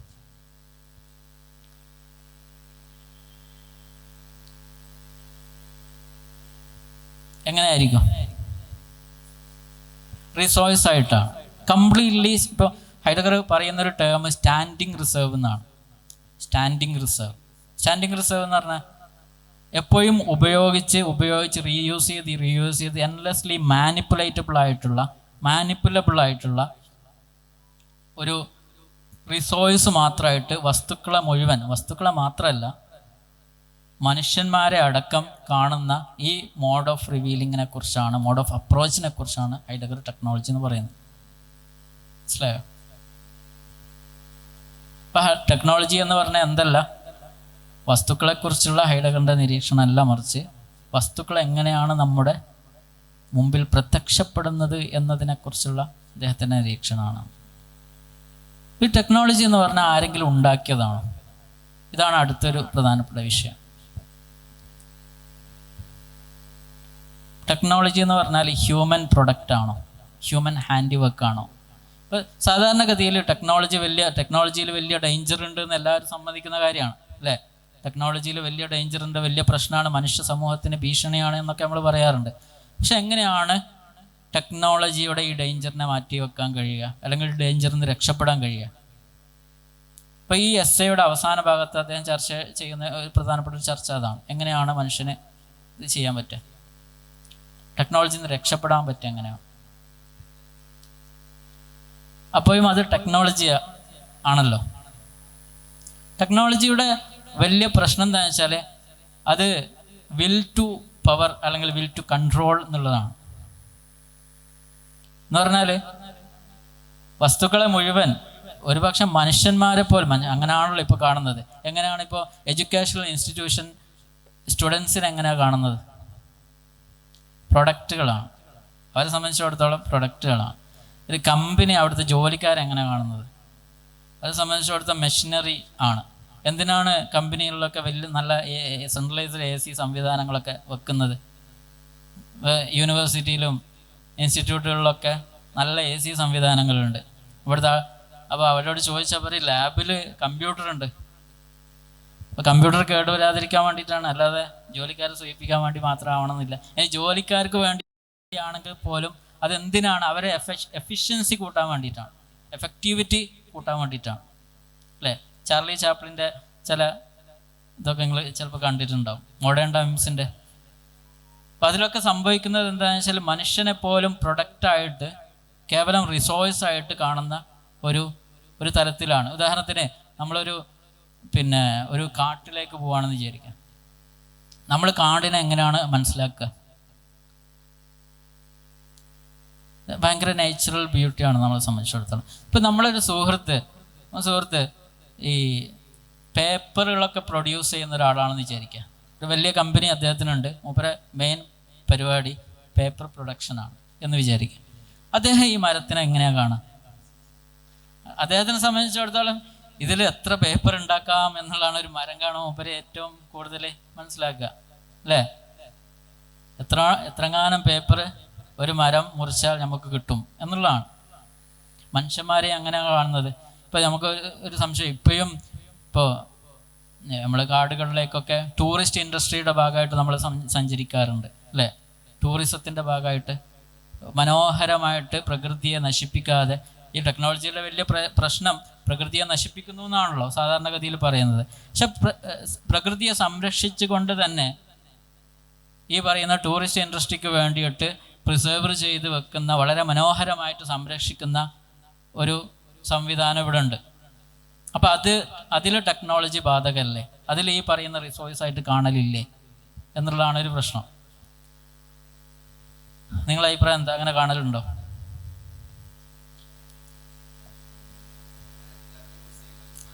എന്ന് പറഞ്ഞാൽ ഈ ടൂറിസ്റ്റ് ഓപ്പറേറ്റർ എന്ന് പറയാൻ പറ്റില്ല, ടൂറിസം നടത്തുന്ന ഈ ടൂറിസ്റ്റ് കമ്പനിയെ സംബന്ധിച്ചിടത്തോളം അവർ നേച്ചറിനെ കാണുന്ന രീതി എന്താണ്?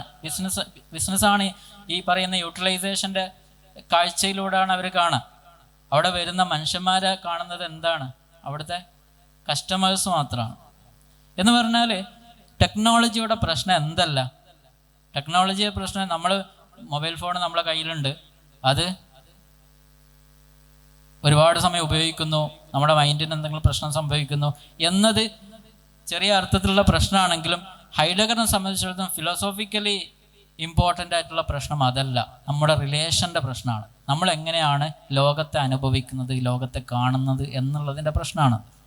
അപ്പോൾ ഈ പ്രശ്നത്തെയാണ് യഥാർത്ഥത്തിൽ ഹൈഡഗർ കുറച്ച് കോംപ്ലക്സ് ആണ് ആർട്ടിക്കിൾ, പക്ഷേ നിങ്ങൾ വായിച്ചിരിക്കണം. ഒരുപക്ഷെ 1, 2, 3 ഇപ്പോൾ ഫിലോസഫിക്കൽ ടെക്സ്റ്റിൻ്റെ പ്രധാനപ്പെട്ട ഒരു സ്വഭാവം അതാണ്. ഒരുപക്ഷെ ഒരു പ്രാവശ്യം വായിച്ചാൽ, ഇപ്പോൾ എനിക്കൊരു സാറുണ്ടായിരുന്നു, മറ്റേ യൂണിവേഴ്സിറ്റി ഓഫ് ഹൈദരാബാദിൽ പഠിക്കുന്ന സമയത്ത് അവിടെ രഘുരാം രാജ് സാർ എന്ന് പറയുന്നൊരു വലിയ അറിയപ്പെട്ട സാറാണ് മൂപ്പര്. അപ്പോൾ മൂപ്പര് പറയാറുണ്ട്, മൂപ്പര് ഒരു ടെക്സ്റ്റ് എല്ലാ വർഷവും ഒരു പ്രാവശ്യമെങ്കിലും ആ ടെക്സ്റ്റ് മൂപ്പര് വായിക്കും. ഒരു ഫിലോസഫിക്കൽ ടെക്സ്റ്റാണത്. അത് കിർക്കെഗാർഡിൻ്റെ ഫിയർ ആൻഡ് ട്രെംബ്ലിംഗ് എന്ന് പറയുന്ന ടെക്സ്റ്റിനെ കുറിച്ചാണ് അദ്ദേഹം സംസാരിക്കുന്നത്. അപ്പോൾ എന്ന് പറയുന്നത് ഈ ഫിലോസഫിക്കൽ ടെക്സ്റ്റ് എന്ന് പറയുന്ന സമയത്ത് നമ്മൾ നോവൽ വായിക്കുന്നത് പോലെ പെട്ടെന്ന് വായിച്ച് തീർക്കാൻ പാകത്തിലുള്ളതായിക്കൊള്ളുന്നില്ല. അപ്പോൾ വീണ്ടും വീണ്ടും വായിച്ചാൽ ഒരുപാട് അർത്ഥങ്ങളും ഒരുപാട് തലങ്ങളും നമുക്ക് മനസ്സിലാക്കാൻ പറ്റിയ ക്ലാസിക് ടെക്സ്റ്റുകളായിരിക്കും മിക്കവാറും ഏറ്റവും നല്ല ഫിലോസഫിക്കൽ വർക്ക്സുകൾ മുഴുവൻ. അതിൽ റെനെ ഡെയ്ക്കാർട്ടിൻ്റെ ഡിസ്കോഴ്സ് ഓൺ മെത്തേഡ് അടക്കമുള്ള ടെക്സ്റ്റുകൾ നമ്മൾ വായിക്കുന്നത് നന്നായിരിക്കും. അതുപോലെ തന്നെ ഗസാലി ഇമാമിൻ്റെ മുൻകിദ് മിനൽ ദലാൽ, അതേപോലെ തന്നെ ഇയാളുടെ മെഡിറ്റേഷൻസ് ഓൺ ഫസ്റ്റ് ഫിലോസഫി, ഹൈഡഗറിൻ്റെ ബീയിങ് ആൻഡ് ടൈം മുഴുവൻ വായിക്കണമെന്നില്ല, അറ്റ്ലീസ്റ്റ് അതിൻ്റെ ഇൻട്രൊഡക്ഷനെങ്കിലും വായിക്കുന്നത് ഏറ്റവും നന്നായിരിക്കും. അപ്പോൾ ഈ എസ്സേ നമ്മൾ സമയം ഏകദേശം കഴിയാൻ ഇനിയിപ്പോൾ ഒരു 5 മിനിറ്റും കൂടിയേ ഉള്ളൂ. ബാക്കി 15 മിനിറ്റ് നിങ്ങൾക്ക് സംശയം തീർക്കാനുള്ള സമയം കൂടിയാണ്. അപ്പോൾ ഞാൻ പറയുന്നത്, ഈ നിങ്ങൾ അറ്റ്ലീസ്റ്റ് ഈ ടെക്സ്റ്റ് നിങ്ങളൊരു പ്രാവശ്യമെങ്കിലും വായിക്കുക, മനസ്സിലായില്ലെങ്കിൽ വീണ്ടും വീണ്ടും വായിക്കാൻ ശ്രമിക്കുക, മനസ്സിലാക്കുക. ഇത് റീഡിങ് എന്ന് പറയുന്നത് ഒരു കൈൻഡ് ഓഫ് എക്സ്പീരിയൻസ് ആണ്, ഒരു ഫിലോസഫിക്കൽ എക്സ്പ്ലോറേഷനാണ്. ഈ അർത്ഥത്തിൽ ഒരു ടെക്സ്റ്റ് വായിക്കുമ്പോൾ തന്നെ ആ ഒരു എക്സ്പീരിയൻസും കേപ്പബിലിറ്റിയും നമ്മൾ ഉണ്ടാവുകയും കൂടുതൽ ടെക്സ്റ്റുകൾ വായിക്കാൻ നമ്മൾ പ്രാപ്തനാക്കുകയും ചെയ്യുന്നുള്ളതാണ് എൻ്റെ ഒരു വിഷയം. ഇനി ഹൈഡഗർ ഈ ടെക്സ്റ്റിൻ്റെ അവസാന ഭാഗത്ത് അദ്ദേഹം പറയുന്ന ഒരു പ്രശ്നമുണ്ട്. ഞാൻ ഇതിൻ്റെ വലിയൊരു ശതമാനം ഒഴിവാക്കിയിട്ടാണ് പറയുന്നത്, മനസ്സിലാകുന്ന രൂപത്തിൽ വിശദീകരിക്കാൻ വേണ്ടിയും ചുരുക്കി വിശദീകരിക്കാൻ വേണ്ടിയാണ് ഇത്രയും സമ്മറൈസ് ചെയ്ത് പറയുന്നത്. അദ്ദേഹം അവസാനം എന്താണ് ടെക്നോളജിയിൽ നമുക്ക് രക്ഷപ്പെടാനുള്ള മാർഗം എന്ന് അദ്ദേഹം പറയുന്നുണ്ട്. ഇപ്പോൾ നമ്മളെ സംബന്ധിച്ചിടത്തോളം ടെക്നോളജിയിൽ നിന്ന് രക്ഷപ്പെടാനുള്ള മാർഗം ടെക്നോളജിയെ പരമാവധി ഇല്ലാതാക്കുക എന്നുള്ളതല്ല. ഓക്കെ, ടെക്നോളജിയെ അല്ലെങ്കിൽ ടെക്നോളജിയെ കൺട്രോൾ ചെയ്യുക എന്നുള്ളതാണോ? അല്ല. കാരണം എന്താ? ടെക്നോളജിയെ കൺട്രോൾ ചെയ്യുക എന്ന് പറയുന്നത് പോലും ടെക്നോളജിക്കലാണ് അല്ലേ? ഒരു സാധനത്തിനെ കൺട്രോൾ ചെയ്യുക എന്ന് പറയുന്നത് ടെക്നോളജിയുടെ ഏറ്റവും പ്രധാനപ്പെട്ട അടയാളമാണ്. ഇപ്പോൾ ടെക്നോളജിയെ കൺട്രോൾ ചെയ്തുകൊണ്ട് ടെക്നോളജിയെ ഇല്ലാതാക്കാൻ കഴിയില്ല. അതുകൊണ്ട് തന്നെ മനുഷ്യൻ്റെ നിർമ്മിതിയല്ല ടെക്നോളജി എന്ന് പറഞ്ഞാൽ, മനുഷ്യനെ സംബന്ധിച്ചിടത്തോളം ഈ പറയുന്ന മോഡ് ഓഫ് റിവീലിംഗ് ഉണ്ടായത് മനുഷ്യൻ്റെ പ്രവർത്തനത്തിൻ്റെ ഫലമായിട്ടല്ല. ഇതൊരു ചരിത്രത്തിൻ്റെ മുമ്പ് അതിനെക്കുറിച്ച് വിശദീകരിക്കുന്നത് ഡെസ്റ്റിനി എന്നാണ്. അതൊരു ഹിസ്റ്റോറിക്കൽ ഡെസ്റ്റിനിയാണ്. എന്ന് പറഞ്ഞാൽ മനുഷ്യന് യാതൊരു പങ്കുമില്ല എന്നല്ല, പക്ഷെ മനുഷ്യൻ അതിൽ പാർട്ടിസിപ്പേറ്റ് ചെയ്യുന്നുണ്ട്. പക്ഷെ ആ അർത്ഥത്തിൽ എങ്ങനെ, ഇപ്പോൾ കുറച്ചും കൂടി സിമ്പിളായിട്ട് നമ്മൾ ഉദാഹരണം പറയുകയാണെങ്കിൽ ഈ ഉറക്കിനെ കുറിച്ച് നമുക്ക് പറയാം. ചില ആൾക്കാർക്കൊക്കെ ഒരു സ്ഥലത്ത് ഇരുന്നാൽ സുന്ദരമായിട്ട് ഉറങ്ങാൻ പറ്റും അല്ലേ? പ്രത്യേകിച്ച് ഇതുപോലുള്ള സദസ്സുകളിലൊക്കെ നല്ലൊരു സീറ്റിംഗ് അറേഞ്ച്മെൻറ്റ് കിട്ടിയാൽ വളരെ സുന്ദരമായിട്ട് ഉറങ്ങാൻ പറ്റും. ക്ലാസ്സുകളിൽ വളരെ സുന്ദരമായിട്ട് നമ്മൾ സ്ഥിരം കാണുന്നൊരു കാഴ്ചയും കൂടി ആയിരിക്കും അത്. ഇപ്പം നമ്മൾ സാധാരണ പറയുക ഐ സ്ലീപ്പ്, ഞാൻ ഉറങ്ങുന്നു, അനാമു, അങ്ങനെയല്ലേ പറയാം, ഞാൻ ഉറങ്ങുന്നു. ഇപ്പം ഞാൻ ഭക്ഷണം കഴിക്കുന്നു എന്ന് നമ്മൾ പറയാറുണ്ട്, ഞാൻ ഭക്ഷണം കഴിക്കുന്നു. ഇപ്പം ഞാൻ ഭക്ഷണം കഴിക്കുന്നു എന്ന് പറയുന്നത് പോലത്തെ ഒരു പ്രവർത്തനമാണോ ഞാൻ ഉറങ്ങുന്നു എന്ന് പറയുന്ന പ്രവർത്തനം? ആണോ? എന്തുകൊണ്ടല്ല?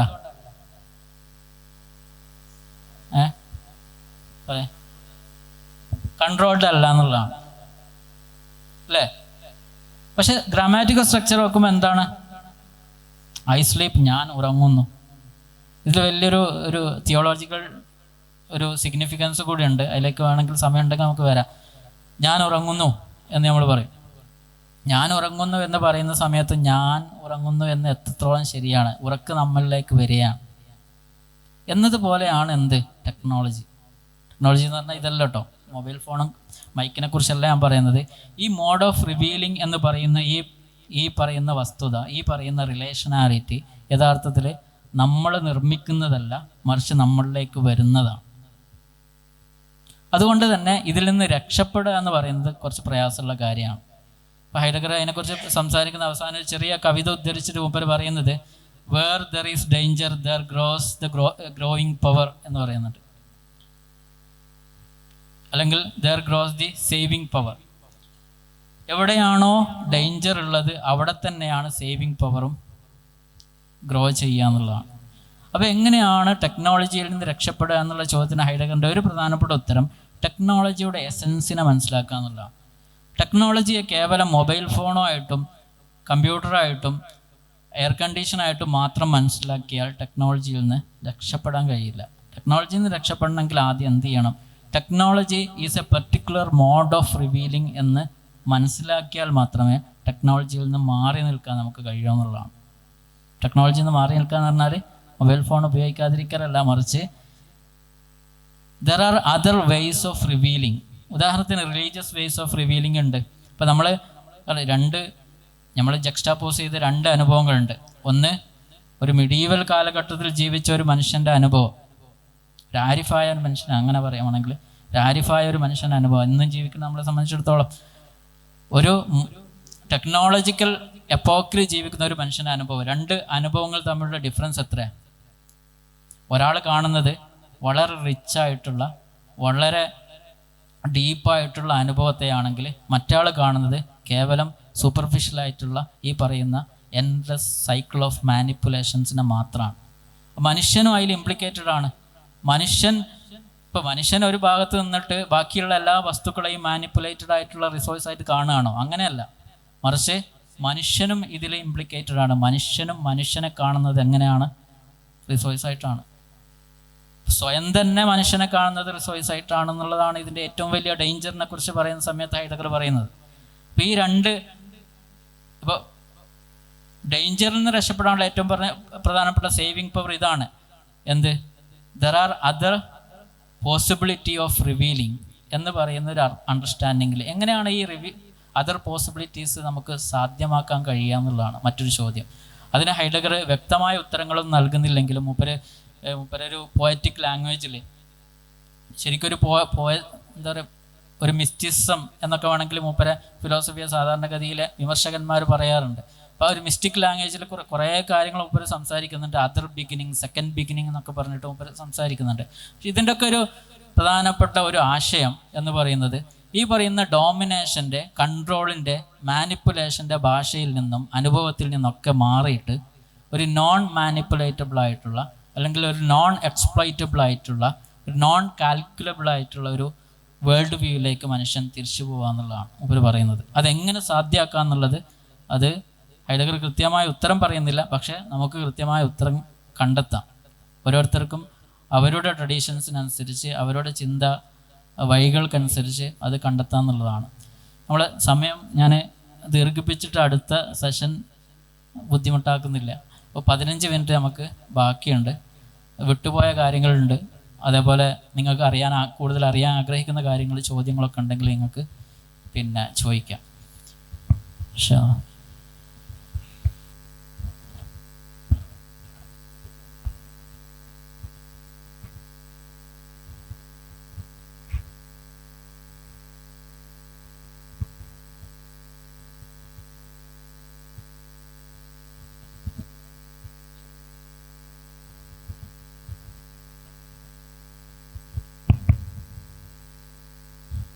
അസ്സലാമു അലൈക്കും.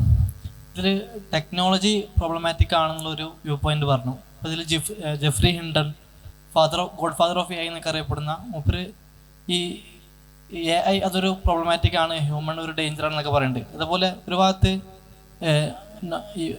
യുവാൻ നോവൽ ഹറാരി അദ്ദേഹത്തിൻ്റെ നെക്സസിലൂടെ ഇത് ഒരു പുതിയൊരു സ്പീഷീസിലേക്കൊക്കെ എ ഐ മാറും എന്നൊക്കെ പറയുന്നുണ്ട്. അപ്പോൾ ശരിക്കും എ ഐ അല്ലെങ്കിൽ ടെക്നോളജി എന്നൊക്കെ മനുഷ്യരുടെ ജീവിതത്തിൽ അതിനെ മാനിപ്പുലേറ്റ് ചെയ്തുകൊണ്ടുള്ള ഒരു വ്യൂ നമുക്ക് സാധ്യമല്ല എന്നുള്ള ഒന്നാമത്തെ ചോദ്യം. പിന്നെ രണ്ടാമത്തെ ഒരു ചോദ്യം, ഈ ഫിലോസഫി ഓഫ് ടെക്നോളജി എന്നുള്ളൊരു കോൺസെപ്റ്റ് ഉണ്ടല്ലോ. ടെക്നോളജിക്ക് പിന്നിലുള്ള ഫിലോസഫി, ഇത് നമ്മൾ ടെക്നോളജി യൂസ് ചെയ്യുമ്പോൾ അത് നമ്മെ സ്വാധീനിക്കുമോ? അതിലെന്താണ് ഒരു അഭിപ്രായം? ഇവിടെ ഹൈഡഗർ അല്ലാത്ത ഫിലോസഫേഴ്സ് മിക്കവാറും ടെക്നോളജിയെക്കുറിച്ച് സംസാരിക്കുന്നത് നമ്മൾ പറയുന്ന ടെക്നോളജിക്കൽ ആർട്ടിഫാക്റ്റിനെ കുറിച്ച് ആണ്. അഥവാ ഈ AI അടക്കമുള്ള അല്ലെങ്കിൽ മെഷീൻ ടെക്നോളജി അടക്കമുള്ള നമ്മൾ ഈ കാണുന്ന ആർട്ടിഫാക്റ്റ് എന്ന് പറയുന്ന സാധനത്തെ കുറിച്ചാണ്. ഇപ്പോൾ ഞാൻ നേരത്തെ പറഞ്ഞ പോസ്റ്റ് ഫെനോമനോളജിക്കൽ ക്രിറ്റീക്ക് എന്ന ഡോൺ ഐഡി എന്ന് പറയുന്ന ഒരു വളരെ പ്രശസ്തനായ ഒരു ചിന്തകനാണ്. ഇപ്പോഴും ജീവിച്ചിരിപ്പുള്ള എഴുതുന്ന, നിങ്ങൾക്ക് വായിക്കാൻ പറ്റുന്നൊരു ആളും കൂടിയാണ്. അപ്പോൾ അദ്ദേഹത്തിൻ്റെ ഒക്കെ വിമർശനം വരുന്നത് ഇതാണ്: ഹൈഡഗറിൻ്റെ ടെക്നോളജി എത്രത്തോളം ഈ പറയുന്ന latest development in modern science and ടെക്നോളജിയിലുള്ള അതിനോട് എത്രത്തോളം താതാത്മ്യം പ്രാപിക്കാൻ ഹൈഡഗറിൻ്റെ ടെക്നോളജിക്കൽ കോൺസെപ്റ്റിന് സാധിക്കുന്നുണ്ട് എന്നുള്ളതാണ്. ഇതിൻ്റെ പ്രശ്നം എന്ന് വെച്ചാൽ ഹൈഡഗർ കാണുന്ന രീതി വ്യത്യസ്തമാണെന്നുള്ളതാണ്. ഹൈഡഗർ വസ്തുക്കൾ നമ്മെ മാനിപ്പുലേറ്റ് ചെയ്യുന്നുണ്ടോ, അല്ലെങ്കിൽ വസ്തുക്കൾ നമ്മുടെ സ്വഭാവത്തെ കളങ്കപ്പെടുത്തുന്നുണ്ടോ, അല്ലെങ്കിൽ വസ്തുക്കൾ എന്ന് വെച്ചാൽ ഈ പറയുന്ന ടെക്നോളജിക്കൽ ആർട്ടിഫാക്റ്റുകൾ എന്നതല്ല ഹൈഡഗറിനെ സംബന്ധിച്ചിടത്തോളം ഏറ്റവും വലിയ പ്രശ്നം. ഇപ്പോൾ ചോദ്യത്തിൻ്റെ ഏറ്റവും ഒരു മർമ്മപ്രധാനമായിട്ടുള്ള വിഷയം എന്താണെന്ന് വെച്ചാൽ മോഡേൺ സയൻസും ടെക്നോളജിയും തമ്മിലുള്ള ബന്ധം എന്താണെന്നുള്ളതാണ്. ഇപ്പോൾ സയൻസ് നമ്മൾ സാധാരണ പറയാലെന്താ, സയൻസ് തുടങ്ങിയത് 17-ാം നൂറ്റാണ്ടിലാണ്, ടെക്നോളജി തുടങ്ങുന്നത് 18-ാം നൂറ്റാണ്ടിൻ്റെ പകുതിയിലാണ് എന്നൊക്കെ നമ്മൾ സാധാരണ പറയും അല്ലേ. ടെക്നോളജിക്കൽ റെവല്യൂഷൻ ഒക്കെ പറയുന്ന സമയത്ത് നമ്മൾ പറയാം. ടെക്നോളജി എന്ന് പറഞ്ഞാൽ നമ്മൾ ഉദ്ദേശിക്കുന്നത്, ആ കോണ്ടക്സ്റ്റിൽ ഉദ്ദേശിക്കുന്നത് മെഷീൻ ടെക്നോളജിയാണ്. ഇപ്പോൾ ഹൈഡഗറിനെ സംബന്ധിച്ചിടത്തോളം ടെക്നോളജി എന്ന് പറയുന്നത് even ontologically and historically prior to modern physics എന്നുള്ളതാണ് നമുക്ക് പറയുന്നത്. എന്ന് പറഞ്ഞാൽ സയൻസ് വന്ന ശേഷം സയൻസിൻ്റെ ആപ്ലിക്കേഷനായിട്ട് മോഡേൺ ടെക്നോളജി വന്നു എന്നല്ല, മറിച്ച് മോഡേൺ ടെക്നോളജി മോഡേൺ ഫിസിക്സ് വരുന്നത് ടെക്നോളജി ഉള്ളത് കൊണ്ടാണ്. ടെക്നോളജിയിലൂടെയാണ് മോഡേൺ ഫിസിക്സ് വരുന്നത്. അപ്പോൾ എന്താണ് ടെക്നോളജി? ടെക്നോളജി എന്ന് പറഞ്ഞാൽ ഈ വക വസ്തുക്കളുടെ സ്വാധീനത്തെക്കുറിച്ചോ, വസ്തുക്കളെ എന്താ പറയുക, ഹരാരിയൊക്കെ പറയുന്നത്, ഹരാരിയുടെ ഏറ്റവും പ്രധാനപ്പെട്ട വിഷയം ഇതാണ്. ഇവർ പറയുന്നത് ഹോമോ ദിയൂസ് എന്ന് പറയുന്നുണ്ട്. അപ്പോൾ മനുഷ്യന് ദൈവമാവാനുള്ള സാധ്യതയെക്കുറിച്ച് അന്വേഷിക്കുകയാണെന്നുള്ളതാണ്. മനുഷ്യൻ്റെ പ്രധാനപ്പെട്ട എല്ലാ പ്രശ്നങ്ങളും പരിഹരിക്കപ്പെട്ട് കഴിഞ്ഞു, ടെക്നോളജിക്കലി റിസോൾവബിളാണ്. ഇനി അടുത്ത മനുഷ്യൻ്റെ ലക്ഷ്യം എന്നുള്ളത് ഒരു ഹോമോ ദിയൂസ് ആവുക എന്നുള്ള, മനുഷ്യ ദൈവം ആവുക എന്നുള്ളതാണ്. മരിക്കാത്ത, ഒരിക്കലും പ്രശ്നം സംഭവിക്കാത്ത, എത്രത്തോളം എന്ന് ചോദിച്ചാൽ അടുത്ത തലമുറയെ എങ്ങനെ പ്രൊഡ്യൂസ് ചെയ്യണം എന്നുള്ളത് വളരെ കാൽക്കുലേറ്റ് ചെയ്തിട്ട് ഉണ്ടാക്കാൻ പറ്റുന്ന ഒരു രീതിശാസ്ത്രത്തെക്കുറിച്ചാണ് അവർ അന്വേഷിച്ചുകൊണ്ടിരിക്കുന്നത് എന്നുള്ളതാണ് അദ്ദേഹത്തിൻ്റെ ഒരു കൺസേൺ. അതിൻ്റേതായ പ്രശ്നങ്ങളുണ്ട്. ഇപ്പോൾ ഹൈഡഗർ ഈ പറയുന്ന ക്വസ്റ്റ്യൻ ഒരുപക്ഷെ ഹൈഡഗർ തന്നെ മുൻകൂട്ടി കണ്ട് ഇതിൻ്റെ മറുപടി മൂപ്പർ പറയുന്നുണ്ട് എന്ന് മനസ്സിലാക്കാൻ പറ്റും. ഹൈഡഗർ പറയുന്നത് ആറ്റം ബോംബ് വീഴുന്നതല്ല ടെക്നോളജിയുടെ പ്രശ്നം. ടെക്നോളജിയെ സംബന്ധിച്ചിടത്തോളം ആറ്റം ബോംബ് വീണു എന്നതിനേക്കാൾ വലിയ പ്രശ്നം നേരത്തെ സംഭവിച്ചു കഴിഞ്ഞു എന്നുള്ളതാണ്. അതെന്താണ്? അത് ഈ ടെക്നോളജിയാണ്. ആറ്റം ബോംബ് ഉണ്ടാക്കാൻ കാരണവും ഈ ടെക്നോളജിയാണ്. എന്ന് പറഞ്ഞാൽ എല്ലാ വസ്തുക്കളെയും കേവലം റിസോഴ്സുകളായിട്ട് മാത്രം കൺസീവ് ചെയ്യപ്പെടുന്ന ഒരു ലോകബോധമാണ് ടെക്നോളജി. ആ ടെക്നോളജിയാണ് യഥാർത്ഥത്തിൽ ഈ പറയുന്ന പ്രശ്നങ്ങൾക്കൊക്കെ കാരണം. ഇപ്പോൾ ഹൈഡഗറിൻ്റെ കൺസേൺ ഈ പറയുന്ന ഓണ്ടിക് കൺസേൺ എന്ന് പറയും. ഓണ്ടിക് എന്ന് പറഞ്ഞാൽ ഈ പറയുന്ന നേച്ചർ ലെവലിലുള്ള, സാധാരണ ലെവലിലുള്ള, കോമൺ സെൻസിക്കൽ ലെവലിലുള്ള പ്രശ്നങ്ങളല്ല യഥാർത്ഥത്തിൽ. അദ്ദേഹത്തിൻ്റെ ഏറ്റവും പ്രധാനപ്പെട്ട പ്രശ്നം കിടക്കുന്നത് ഓണ്ടോളജിക്കൽ ലെവലിലാണ്. ഓണ്ടോളജിക്കൽ ലെവൽ എന്ന് പറഞ്ഞാൽ അണ്ടർസ്റ്റാൻഡിങ് ഓഫ് ബീയിങ്ങുമായി ബന്ധപ്പെട്ടാണ്. അണ്ടർസ്റ്റാൻഡിങ് ഓഫ് ബീയിങ് എന്ന് പറഞ്ഞാൽ എങ്ങനെയാണ് ഉണ്മയെ നമ്മൾ മനസ്സിലാക്കുന്നത്, വസ്തുക്കളുടെ നമ്മുടെ മുമ്പിൽ എൻകൗണ്ടർ ചെയ്യപ്പെടുന്നത് എങ്ങനെയാണ് എന്നുള്ള ആ മോഡ് ഓഫ് ഓപ്പൺനെസ്സിനെ കുറിച്ചാണ് ഹൈഡഗറിൻ്റെ ഏറ്റവും പ്രധാനപ്പെട്ട വിഷയം. അതാണ് ഹൈഡഗർ ടാക്കിൾ ചെയ്യുന്നത്. ഇനി അതല്ലാത്ത വിഷയങ്ങൾ ഒരുപാട് ഫിലോസഫേഴ്സ് ഉന്നയിച്ചിട്ടുണ്ട്. വേറെ ഒരുപാട് ഫിലോസഫേഴ്സ് ഓഫ് ടെക്നോളജി ഇതിനെക്കുറിച്ച് സംസാരിക്കുന്നുണ്ട്. അതൊക്കെ വാലിഡാണ് അതിൻ്റേതായിട്ടുള്ള കോണ്ടെക്സ്റ്റിൽ. പക്ഷേ ഹൈഡഗറിൻ്റെ പ്രശ്നം even still different from those usual concerns എന്നുള്ളതാണ്.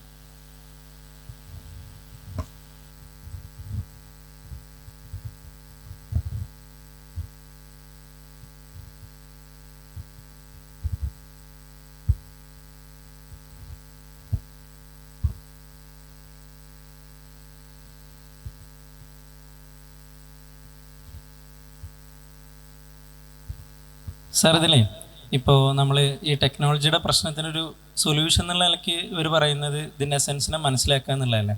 അപ്പം എൻ്റെ ഒരു ക്വസ്റ്റ്യൻ, പിന്നെ ഇതിപ്പോൾ നമ്മൾ ഒരു ഓർഡിനറി ആയിട്ടുള്ള ആളുകൾക്ക് എങ്ങനെയാണ് ഇപ്പോൾ ഇത് ഹെഡഗർ പറയുന്നത്? അവർക്ക് ഈ ഒരു ടെക്നോളജി എന്നുള്ള ഈ പ്രശ്നത്തെ മറികടക്കാൻ എങ്ങനെയായിരിക്കും സാധിക്കുക എന്നുള്ളത്, ഈ എസൻസിനെ മനസ്സിലാക്കൽ എന്നുള്ള ആവശ്യം വരുമ്പോൾ ഒന്നത്.